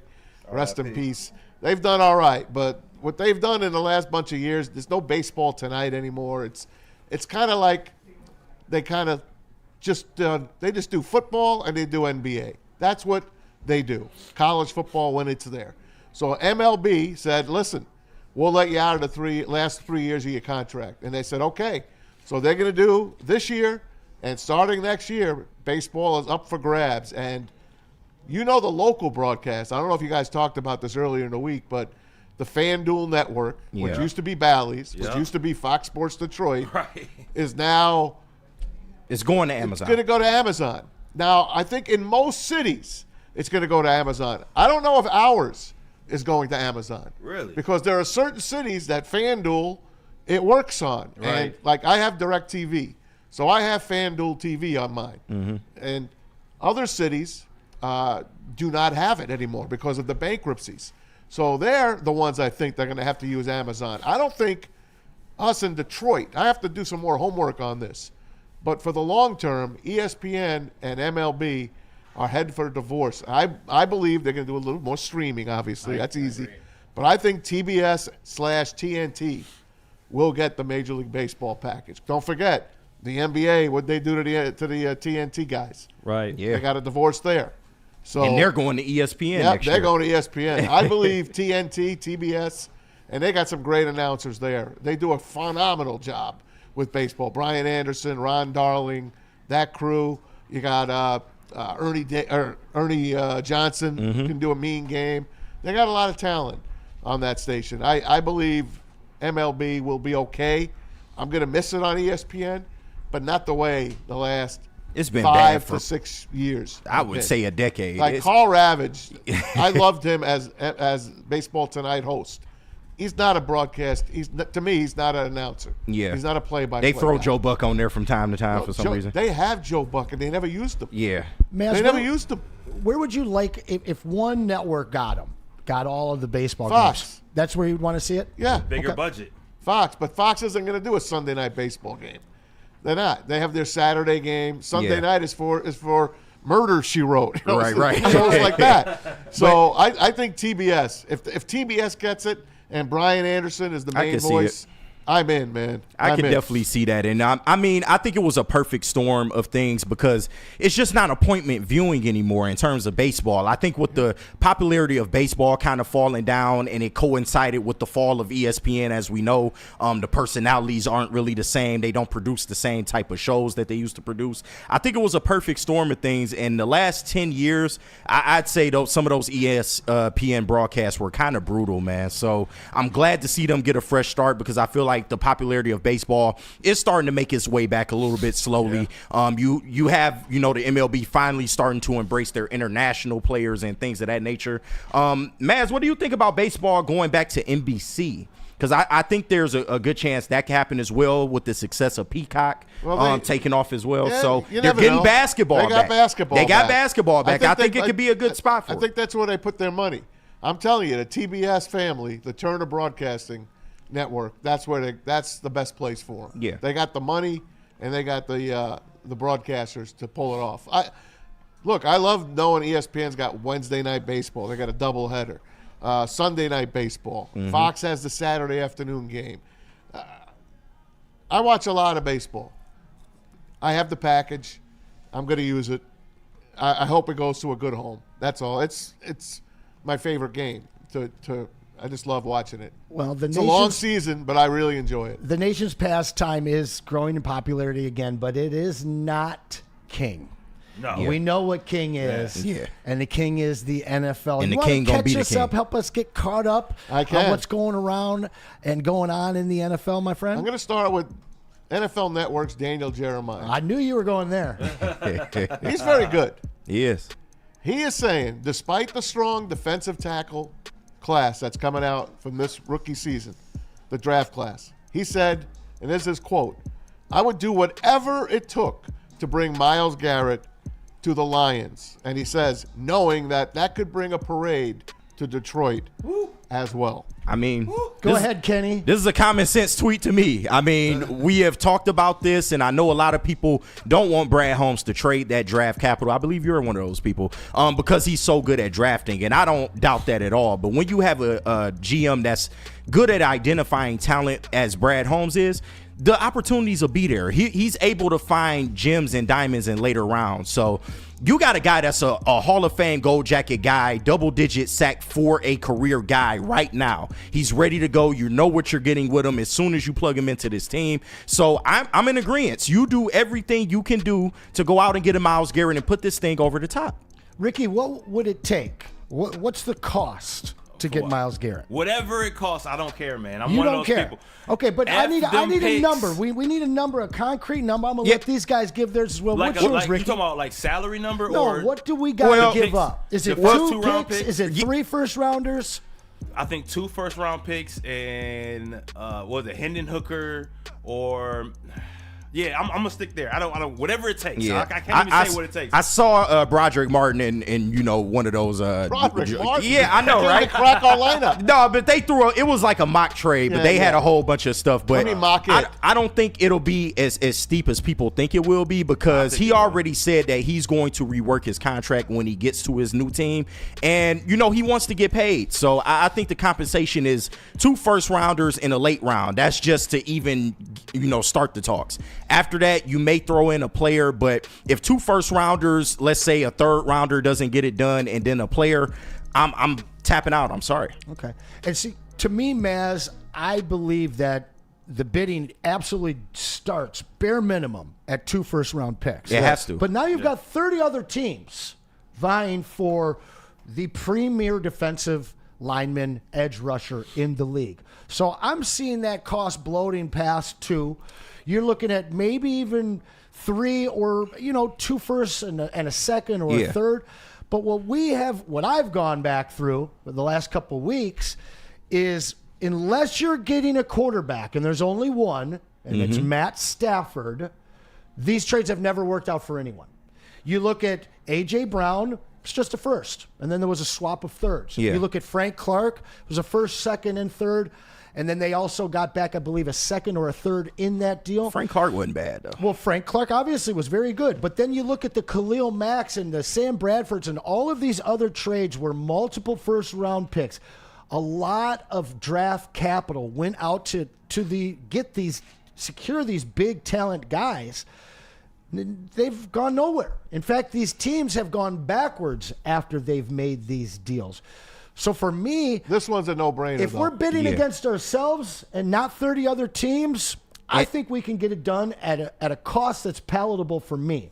But when you involve 30 other NFL teams, because this is Myles Garrett, I'm not hear you. disregarding but that. 30 teams can't make the playoffs. He wants to go to a championship. Exactly. Team. So let's go to 10. the market is already cornered in that aspect. Yeah. And yes, from the Browns' perspective, do I have to trade him to a contender? No, but I think a contender will give you the best deal for him because they realize the situation that you are in right now. Okay. So I would just say that. So but continue. Beyond the cost, what in the last 4 years can point to Dan and Brad being willing to make this splash kind of a trade? Because we've seen some trades, but it's trading picks to move up to get a guy that you can lock in for 4 years and then exercise that 5th-year option. You don't have evidence of that, but when is the last time the Lions have been one piece away from a Super Bowl? Exactly. Well, we've never been in this position. Last year, call for desperate and they lost Hutchinson, made the call for Z, and then waited nearly a month so that they could get exactly what they wanted out of that deal, which was only a 5th and 6th rounder. Yeah. And then Cleveland paid. So we do clearly have a good trade relationship with the Browns. So I think that certainly helps.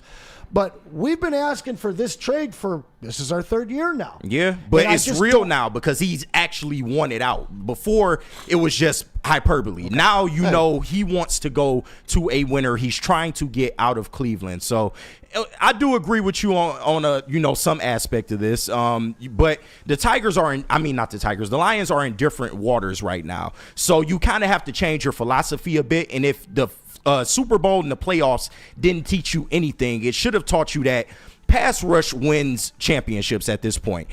You can stop any good quarterback in this league if you have the proper pass rush on that front four to be able to contend. So you look at what the Eagles did. They absolutely dominated throughout the playoffs just using their front four. And I think the Lions have the potential to have that makeup, but you need just one more piece to add to that puzzle. And I completely agree. So I'm going to bring you guys into the conversation that we've been having all week, and that is a 25-year-old Chase Young. Boy. Okay. Now we've seen $22 million added to the salary cap. We could go out and get this guy for $10 to $12 million on a 1-year prove-it deal, or maybe a 2-3 year deal and get a guy that was the defensive rookie of the year, first year, on a terrible commies team. The franchise was upside down. Ownership was terrible. Then he gets traded mid-season to the 49ers. And then he comes. Look at that. No, I'm going to tell the whole story again. Then he's in New Orleans, another team. Get him, Maz. Get him. Let me stop you. Get him, Maz. So you want to give up multiple picks? Hold on, please. Don't bring up Chase Young. The guy plays what he wants to play. He's not a Lion. They would have traded for him if he was a Lion. Yeah, he's been on. He's not a Lion. Been available. He's a bum. I wouldn't say a bum. He's a bum. I wouldn't say a bum. So but none of that has to do with being in a terrible situation with the commies. No, he's a despite bum. being the rookie of the year, his first year. He got traded hurt to 2 more teams. He got hurt. He's damaged goods and he's lazy. Okay. Yeah, I kind of agree with Maz. I won't go as far as to say he's garbage. He is, a productive defensive end. I said he was a bum. Well, I mean, same difference. Apples to apples, but Bums collect garbage. He is a defensive end. He is a defensive end that could be productive in this league, as we've seen. But the fact that he went from being a $20 million a year guy down to 12 concerns me. He's been passed around multiple teams. It's not like he hasn't been available. He's like an hors d'oeuvre. Yeah, but wait a second. He has been available. Well, we talked yesterday, Braylon and I, about this regime loving lost and found players. That's true. He honestly fits the MO of what these guys do to bring in talent more than anything else that to make a trade for, to give up multiple first-round picks for. I agree. If he couldn't make it with the Niners, he ain't making it with anybody. Right. You mean when he was traded in Week 11 and had to figure out a new system and get duh. He had a pretty big play in the NFC Championship. Quarterback, go get him. Yeah, no, that's the playbook. Anson, I agree with you to a point, but at the same time, he doesn't fit the culture here because he's somebody that has a reputation now of maybe taking plays off when he wants to, not giving his all every single down, and that doesn't fit the Lions. The type of player he is, sure, that fits the Lions, but once again, he's been available for over the last 2 years now, so I feel like if the Lions wanted him, they would have made a push at him. He doesn't really fit what they want in terms of a locker room presence for us. Well, we though. shall see. Nice try. Hey, for me, give them the things that they've been cooking with, and that's draft picks and player development. And at 25 years old, if they said, we're bringing him here, that tells me they believe in that kid, and we all know that if they believe in somebody, it's Dan and Brad we trust. Yeah. What else you got for us, my man? I got Brandon Staley has rebounded again. Brandon Staley is going to the New Orleans Saints. He is going to be hired as the defensive coordinator and work with Kellen Moore again. They both worked with the Chargers, and now they'll both work again as head coach and defensive coordinator. So Brandon Staley. A lot of losing for the Saints incoming. Those guys really haven't won. Neither one of them really have won. And they're going to lose Chase Young. Yeah. Oh, God. But I mean, Brandon Staley, he's, of course, a better coordinator than he was a head coach. I will give him that. But you just kind of don't really know the direction the Saints are going right now, do you? I mean, they still got Derek Carr. They were kind of pushing Spencer Rattler at a point last year. What are the Saints really doing? We don't know. They don't know. They don't know either. They don't know. Hey, let me give you one before we got to take a break here. Pete, you put this one up here. You got it, buddy. Former Vikings punter Chris Kluwe. He was arrested while protesting against President Trump at a Huntington Beach City Council meeting. He already won. Oh, Anson going to have a field day with this. Chris Kluwe, give it up, man. The thing was, I don't know if you guys have actually seen the video, but he gives an impassioned speech. Cool. Say your piece. This is America.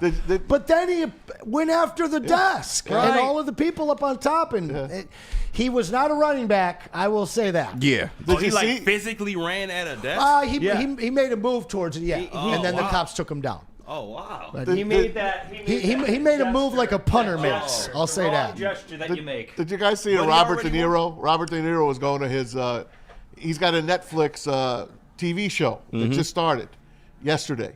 So he was at the premiere, and there was this Donald Trump impersonator. I wish I could play it. He hates Trump. He sounded just like Paid Trump. to hate. He was so fun. It was one of the funniest videos I've ever seen. Hey, Bobby, I won. You went with Kamala. She lost. Bobby, you're terrible. my It was very funny. I wish I could just play it. It was so funny. Bobby. But the Trump paid out there. It's hilarious. He won. It's over, man. Just let it go. Yeah, it is Just over pay at attention to this point. sports. Big T country. Don't now. worry about it, man. Time will tell, but we got a little bit of time right now for a couple of our sponsors. And then we'll be back with Kool-Aid and some basketball. But for now, I've got to tell you about something awesome. How does zero security deposit sound? How does zero do-it signing sound? How does zero first payment sound, KG? Sounds even better. And no acquisition fee either. That is the Les Stanford Sign and Drive sale, which is going on right now. So get yourself into that 24 Envision for only $239 a month, or for only $10 more a month, you get that Sierra Crew Cab Elevation 2025. Or you really want to step it up to the Hummer EV SUV, that's only going to cost you $789 per month. Get to Les Stanford today and check out their amazing inventory. Les Stanford Buick NGMC, lesstanford.com. Big injuries, big news. Twice a week, Dr. Jeff Pierce from Michigan Sports and Spine joins Woodward Sports Network for the Injury Insider Report. Big D Energy Tuesdays at noon, and Ermanni and Edwards with Maz Thursdays at 3:30. Get expert analysis and in-depth breakdowns on the latest sports injuries from the man trusted by top athletes in the community, like D-Mac. Whether it's the Lions, Pistons, Tigers, or Red Wings, Dr. Pierce talks us through it all. Don't miss the Injury Insider Report with Dr. Jeff Pierce, your go-to source for understanding the impact of injuries on the games and players we love. Only on Woodward Sports Network. Scan the QR code on the screen or go to MichiganSportsandSpine.com to see if Dr. Jeff Pierce can help you. Stop searching for a vehicle and start finding one. Les Stanford Chevrolet Cadillac makes it easy. We harness the power of multiple dealerships and own the biggest selection of GM brands in the area to get you the car you need. With the Les Stanford Group, you'll have access to 4 different dealerships, providing you with more makes, more models, and more choices. We're connected to more than 1,000 vehicles. And with so many high-quality CPO vehicles available, you'll find new car quality at pre-owned prices. You can start and end your search at lesstanford.com today. A network for the city, by the city. Woodward Sports is Detroit Sports. How do people feel about getting a Planet Fitness membership for $15 a month? How do they like working out in a clean and spacious gym that's filled with equipment for every workout? And how about free fitness training in the judgment-free zone that leaves them feeling energized all day long? Join Planet Fitness today with the free PF app, online or in club, and start getting that big fitness energy for $15 a month. The most talked about Detroit media by other Detroit media, and we love it. It's the Woodward Sports Network. Walk into any Lady Jane's Haircuts for Men today. Open 7 days a week. Sit back, relax, and enjoy precision haircut, scalp massage, hot leather neck shave, and hot towel treatment from one of our talented stylists. Step up your game this season and take advantage of our $20 haircut special. Scan the QR code and get your coupon today. Lady Jane's Haircuts for Men, the ultimate haircut experience. Open 7 days a week. Walk-ins always welcome. Lady Jane's Haircuts for Men, it's wicked awesome. Head to WoodwardSports.com and click on Shop. Get the latest in Detroit sports apparel and exclusive Woodward Sports gear. WoodwardSports.com can get the whole team outfitted. Love the Pistons, Red Wings, and Tigers? We got something for you, too. Shop online at WoodwardSports.com. Hey, y'all in the chat, y'all chill out, man. It's not that serious, man. We talking sports here. But Soroki's Crispy Chicken and Pizza has a limited time offer, and literally football season is over, so y'all might want to get the wings because they could be gone tomorrow. But they got their fresh signature wings, man, and grab your friends. Order a New York style pizza as well. You know we all love those honey biscuits and the wedges. Oh my God, to die for, man. Everything is good at Soroki's Crispy Chicken and Pizza. Find one near you today or go to Sorokis.com. And you already know that Lady Jane's has been taking the chore out of getting your hair cut since 2004. Let their talented hairstylists deliver that industry-leading haircut. You can lay back, relax, get that scalp massage, the hot lather neck treatment, and of course, the hot towel as well. Open 7 days a week. You can walk in anytime and get your hair did. Lady Jane's Haircuts for Men. It's wicked awesome. Welcome back to Woodward Sports. Ermanni and Edwards' final segment. That is not Braylon, and I am not Ermanni, but Maz is here. I'm here. Maz is here, and he's looking super tan. KG and Anson with Maz. Stop playing. That's right. That's right. Shout out to Pete and Ricky doing the sound and the technics and all that good stuff. But listen, we are getting back to it tonight. Pistons heading to San Antonio Riverwalk. No Wembanyama. Yeah. De'Aaron Fox time. We're going to see what happens. But listen, we've got one of the hardest working men in sports. My dog. Our very own Detroit Pistons insider. What up, dog? Fresh back from the Bay. The NBA All-Star Y'all got to work game. on this. What up, though? He got a tan too. Don't sound the same, right? Detroit Kool-Aid. What's up, my friend? How are you? Hey, what up, though? What up, though? What up, though? I appreciate the welcome. I got the all black on because you know what? The Detroit Pistons ascent to number 4 seed starts tonight. Yeah, talk that talk. Talk that talk, Kool-Aid. Sir, baby. So now that they've got Milwaukee, just to catch everyone up at home, Milwaukee's sitting at 5, 1 game ahead, and the Pacers in 4, 2 games ahead. I don't think that the Knicks, what are about 6, 7 games ahead of us, I don't think they're in shot, but I definitely agree with you. Tell us more. Hey, you know what? The Detroit Pistons, they started off the season not so good, 0-4. But you look at who this team has been since January 1. They've been one of the best defensive teams. They've been one of the better transition teams. They've been one of the better three-point shooting teams, especially when you talk about everything that Malik Beasley has been giving them. But yeah, listen, the ascent of Cade Cunningham as well. You look at what they've been over the last 27 games. I'm going to continue to hammer this stat, 18-9. If they have a similar stretch, they have an opportunity to reach 46 wins over this last 27 games of the season. And what we saw is this team is just starting to kind of hit a stride because players like Jalen Duren and Ausar Thompson were just starting to kind of take that lead. So this is a different team than the one we saw at the beginning of the season, where Ausar Thompson missed 20 games. Now Ausar Thompson got a chance to get his game legs underneath him, get the All-Star break here, and now the team gets to come in, refresh, like Cade Cunningham said. They're trying to hit the ground running. That's what he said. He was like, look, I believe I'm the face of the league. He says I'm here to win games and win championships. I believe we can make the playoffs this year. And just hearing that type of determination, seeing the chemistry they were building both offensively and defensively, J.D. Bicker's staff, the recipe is there for it, man. I'm confident in the Detroit Pistons. You know, you said 27 games, and ironically enough, there are 27 games left on this schedule. So 17 of those 27 games are against teams over 500. 15 of those games are against teams that have a better record than the Detroit Pistons. But as you said, this team seems to be gelling. You add in a Dennis Schroeder. Maybe we even get a Jaden Ivey back. I see 44-38. I'm 2 up from what I said a month ago of 42. So I'm saying 44-38. Yeah. I might want to kind of ease back and say 43, but I drink the Kool-Aid. I'm pragmatic when it comes to the Lions, but I'm the cornbread and the Kool-Aid when it comes to the Pistons. I'm all in. How do you see us finishing this last 27 games? You're sticking to 47, 46? I think they can get it done. Listen, 17 wins in the last 27 games is actually a worse record than what they've had in their previous 27 games. So they put out there that they can do this. And you're talking about Cade Cunningham being able to be that leader. I believe that there's another step up for him. But here's one thing. We can talk about the records and the teams and this, that, and the other. I would behoove people to go and look at what those records actually are over those last 27 games. Look at the teams that they are beating. They've had some good wins. But here's something even more important. Their strength of schedule is one that's kind of middle of the pack to maybe like 18. Well, now let me pause you there real quick. Right now. Let me pause you quick. They are right in the middle at 14, but they have the fourth hardest schedule in the East. I'm not worried about that. How many home games do they have next week?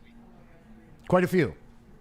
I'll be there. Quite a few. So you're talking about a Detroit Pistons team that's going to be at home, well-rested, good vibes, in a rhythm. Malik Beasley did not go to the three-point shooting contest, which I'm actually kind of happy about because sometimes shooters lose their rhythm there.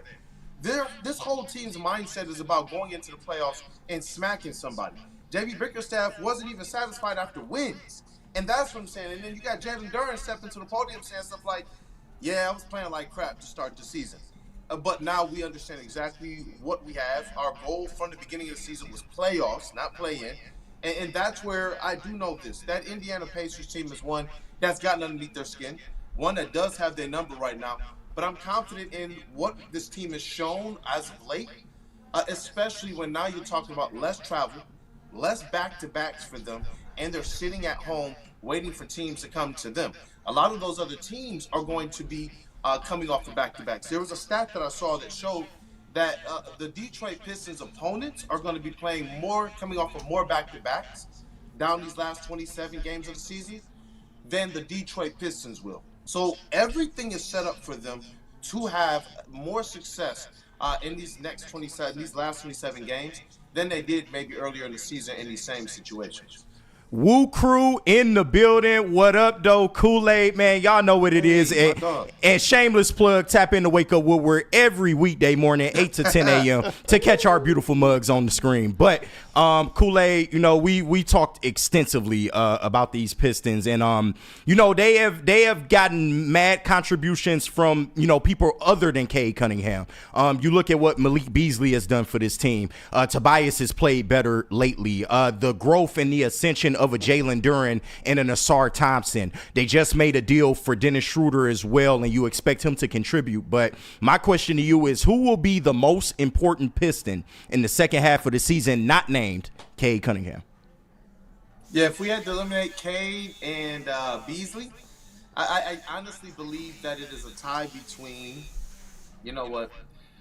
I think it's a tie between Jalen Duren and Asar Thompson. I believe both of those guys have to continue to show that play that they have over the last 2 to 3 weeks. Asar Thompson really since January 1st. And what you want to see is these guys continue to be at the tops of stats like Jalen Duren. He's been steadily top 5, top 7 in dunks all season. That means that level of aggression that we talked about, that we saw during training camp, is showing up and playing out right now in games. Asar Thompson, one of your best point of attack and LeBron stat guys for a while. He was number 1 in the league at that as a point of attack defender. You want to see these guys continue those trends because that's what you look at the jump that the Pistons have had.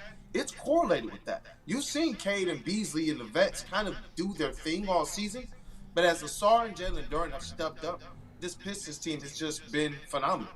Isaiah Stewart, even for the whole season, he's been a beast defensively. He's been one of the top guys at protecting the paint and the rim all season. And so it's like, they helped them tread water.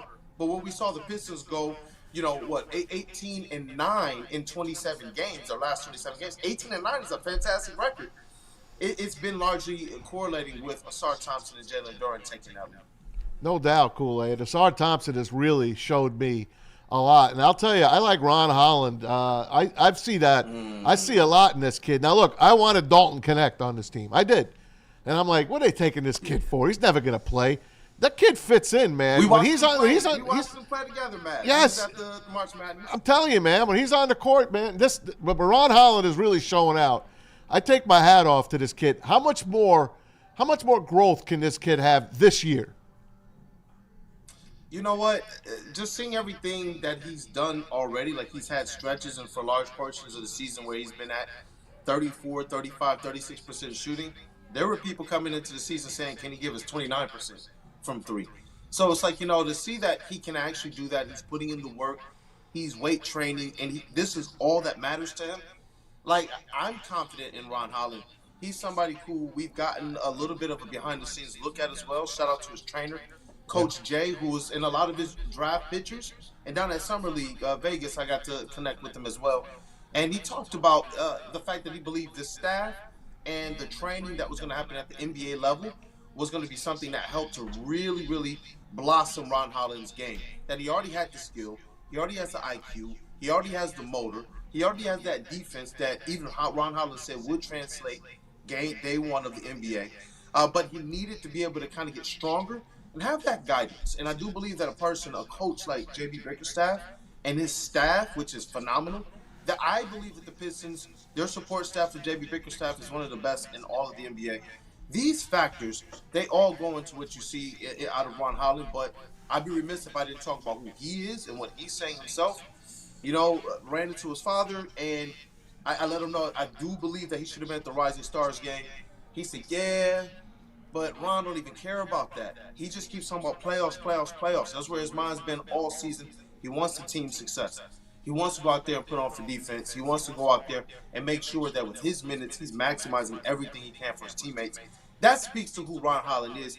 And as we've all gotten to see who he is, I think a lot of us are very, very comfortable with that pick, much more than we were, maybe even on draft night. I don't like the 00 he wears. I think he's got to change his number. That's a nice number. I don't like that number. It don't look right on him. He's too small for a 00. Yeah. Anyway, the only thing I'm worried about here is the layoff, because they were really rolling when it came to the NBA, the All-Star game. And they come in, they're sitting nice, they're sitting in sixth place. Hey, they're a 4.5-point favorite tonight over the Spurs. And that, Victor's not playing, so that's a lot right there. But they need to win tonight. I think that tonight is a must-win as well. It's not a game where if they lose, I'm going to be, oh my goodness, jump off the bandwagon, because they've shown to be able to bounce back from a loss or two or even three this year. But this is one that you want to see them go, and this is the phrase we've been using on Wuku, handle your business. This is one of those games. The reason why they were 18 and 9 over the last 27 games is because they've been handling their business in the games they're favored in. You want to see them go out on the road tonight, especially knowing that you have a cushion of every game next week. I believe their next 4 next week are all at home. With a day of rest in between each of them. You win this when you set yourself up very nicely to maybe go and move up the rankings quickly. The Bucks are without Giannis and Bobby Portis. So the Pistons have to go out there and win the games like this. Yeah, and I just think it's crazy, that a guy like Anson next to me can say 42 or 43 wins. And, everything cool with him. But I say 42 or 43 and I get crucified, man. So I just wanted to, bring that up to you. But, seriously, we always talk about what the players need to do. And, we kind of got an idea of what the players need to do. But I'm so glad you brought up J.B. Bickerstaff, because the job he's done with this Pistons team has been absolutely – Coach of the year. Yeah, and exactly. He's somebody who we feel can be a Coach of the Year candidate. To me, That's he's a already jinx, by the way. You don't want Coach of the Year. Oh, for real? That is a jinx. They don't give it to us here anyway, even when we deserve it. In fact. Well, listen, come on. I will take whatever award I can get after the Pistons basketball we've had over the last decade. But just talk about what J.B. Bickerstaff and co. Need to do to keep this team ready night in and night out, because the second half is not going to be as easy as people think. You got a lot of teams. They're in the mix. They're at the 6th seed right now, but they're fighting for 5th and maybe even 4th. So it's going to be tough, man. But what does J.B. Bickerstaff need to do in the second half for this team to be successful? I think more of the same, and that's not being satisfied with where you are. He's continued to keep the team in a position and push on them as if they're a team that's supposed to already know what it feels like to be in these types of situations, even though they haven't. That's what's going to be vital about guys like Malik Beasley, Tim Hardaway, who just went deep into the playoffs, as well as Tobias Harris. These guys are going to be very, very, very key, including Cade Cunningham, who already plays well above, well beyond his years. But J.B. Bickerstaff has continued to just be, unsettled, man.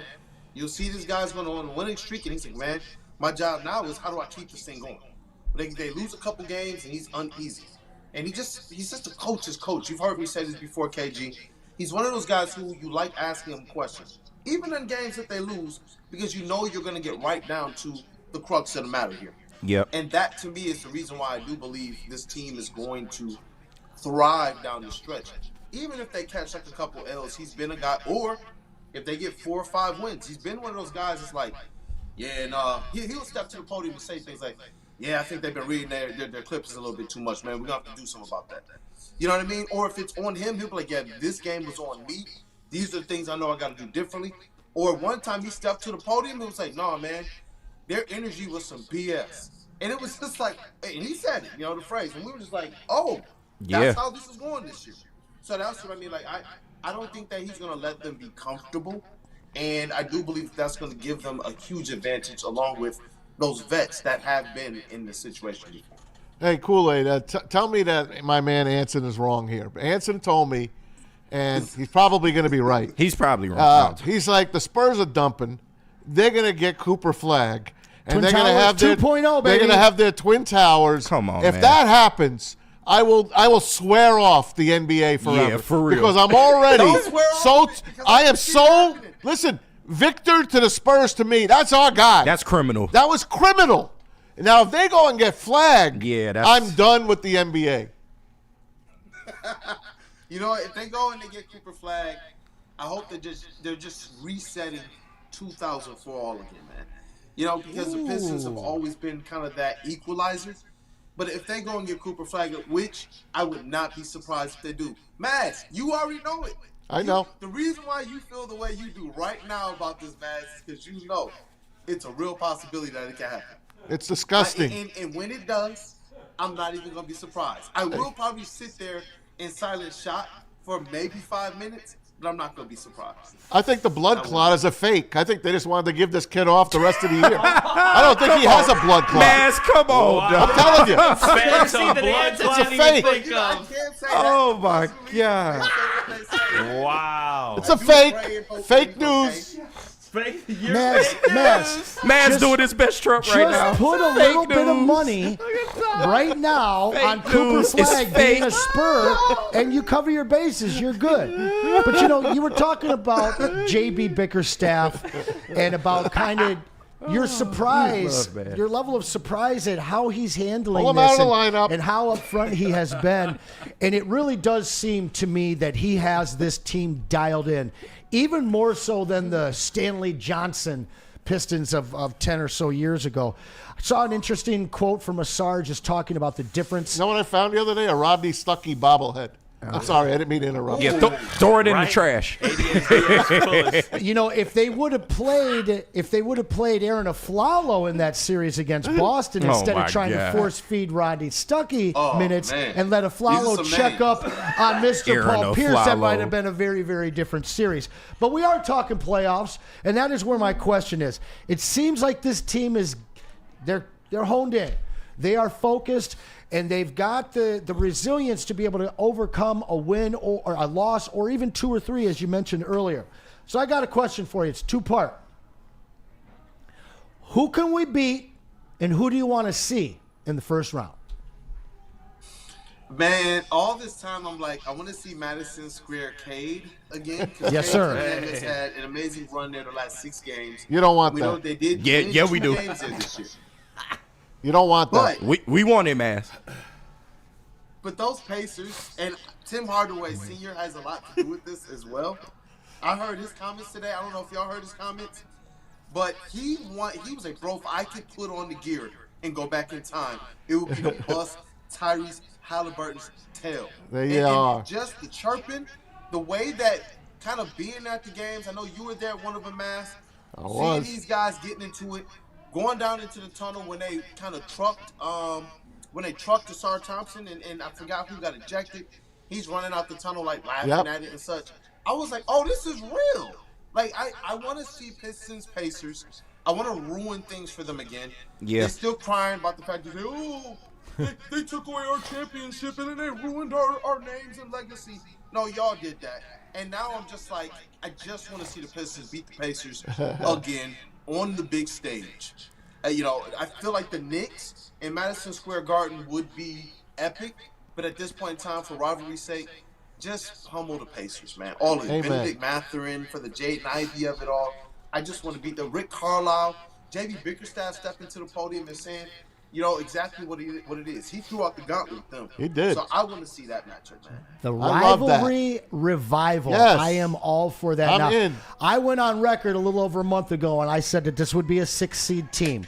The final 2 games of the season against the Bucks, gonna be tough games. We just don't match up well with that team. Yeah. And actually, Bobby Portis will probably be back for those 2 matchups because the 25-game suspension should just be finished at that point. And Milwaukee has 28 games left, so he will be back. Not a team that we match up well with. I actually think we match up well with the Knicks. Yeah. And they don't have the depth that we do. That series, to me, all comes down to Cat. Because I'll tell you what, the guys that we have on defense, between Cade and Asar, Bronny's not going to have an easy time. You start getting the intangibles of the OG, and is Josh Hart still going to average 9 rebounds when he's having to deal with Cade? And obviously Bridges is kind of that wild card. But to me, I'm wondering. I want the rivalry. I second what you said in terms of having the Pacers. My question for you, the other part though, is who would be the best matchup for these Pistons as you see them to win a first-round matchup? Oh, I want to say, I feel like I have to still say the Pacers. Okay. The Knicks are an interesting case because they do have the 2 All-Stars. Jalen Brunson is just something else as it relates to that kind of will. And Cat is having one of those seasons that's pulling them into MVP conversations. Both of them are.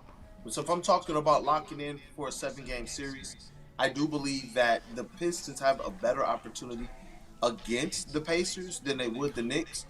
But neither one of those teams am I sitting here saying, I don't think that they match up well with. I believe the Pistons actually match up very well with both.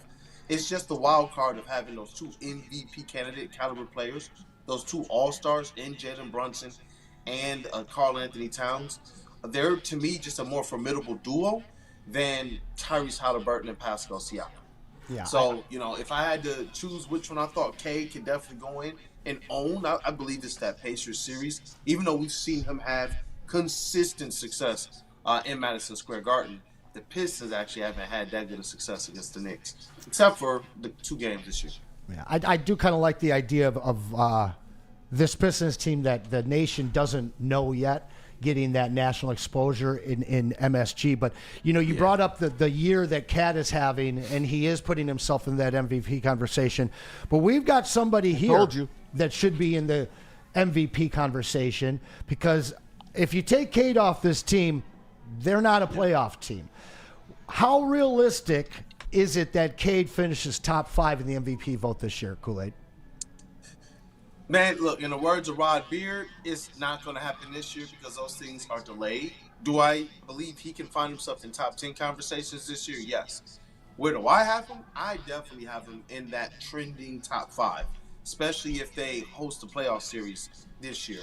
Like, you think about this. They ask questions like, is Cade really in the All-NBA discussion? Like, you guys put Blake Griffin and Andre Drummond All-NBA third teams for making 8th seed and knowing that they were going to get waxed by LeBron James the first year in the Cavs and then by Giannis in the Bucks that other year with Blake Griffin.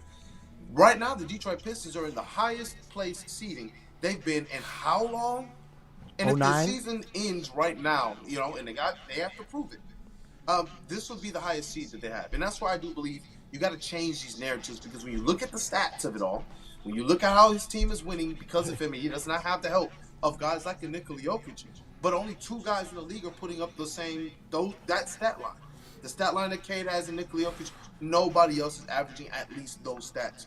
So he's doing so much for his team. They're winning. He's playing both ways. His defensive stats are up this year. And that's where I do believe when you look at everything, those wins should be the validating mark. But it just feels like sometimes people don't want to admit that they might have just been wrong. Period. Yeah, I know, right? Yeah, like Cade is All-NBA. I do believe Cade is doing a whole lot more with a whole lot less than everybody's favorite MVP candidate right now. I feel you, man. And I definitely agree with you. It's great to have you back. Thanks, it's great Cool. to have you on the Real show. real quick, Kool-Aid. Who We you are got? running- Michigan and Michigan State, real quick. There you go. Oh, you know he go blue all the way. Yeah, tell him Kool-Aid. Just wanted Anson to hear it. Michigan's favored by 3.5 tonight, by That's the right, way. guys. They're going to split. They're going to split these last two games. They're both great Yeah. teams. No, winning at the Breslin is going to be hard, but if they win this game tonight, I feel like they're the Big Ten champions. So I already know how you feel. Oh, yeah, you know it. I got one last question Finna before we end the whoop on show. it. How did Kid Kool-Aid and Lil Kool-Aid feel? That's what I want to know. How were they at the All-Star game? Yo, epic, man. Epic. You know, Kid Kool-Aid just wanted to be able to get there and to see Asar Thompson playing that Rising Stars game. That's one of his favorite players after Cade Cunningham. And it was an amazing time for him. Like, as soon as we got there, we literally went from the airport straight to the arena.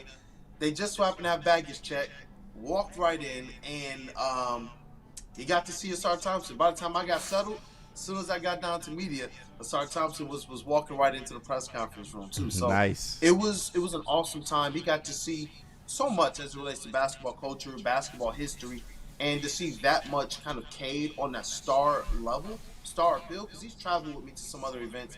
He's never seen the Pistons and Cade Cunningham featured like this. It reminded me of way back being in first and second grade when Grant Hill, I got him up here on the wall, when Grant Hill was a star as a rookie, led in all-star votes and everything. That was epic. It was epic. I got a show for you guys to watch. Those types of memories. I got a show for you guys to watch on Netflix. What? We beat the Dream Team. It's on Max, HBO Oh, it's on Max. Max? We beat the Dream Team. It's Grant Hill's team, the NBA Select Team from 1992. In the you got to watch it, guys. They beat the Dream Team in a scrimmage before the Dream Team went on that epic run. Well, once again, thank you so much, Kool-Aid. I think your boys are going to get a chance to see another All-Star game here in Detroit in about 3 years, 2028. But that's it for Ermanni and Edwards today. Stick around an hour from now. Right. The heavyweights take it over. And then, of course, we got another sneaky broadcast tomorrow live from Utica. I'm not going to say where. That's right. But from 2 to 4, join us again tomorrow. But make sure you catch the real heavyweights jam tonight from 5 to 7. See you guys. Have a great weekend.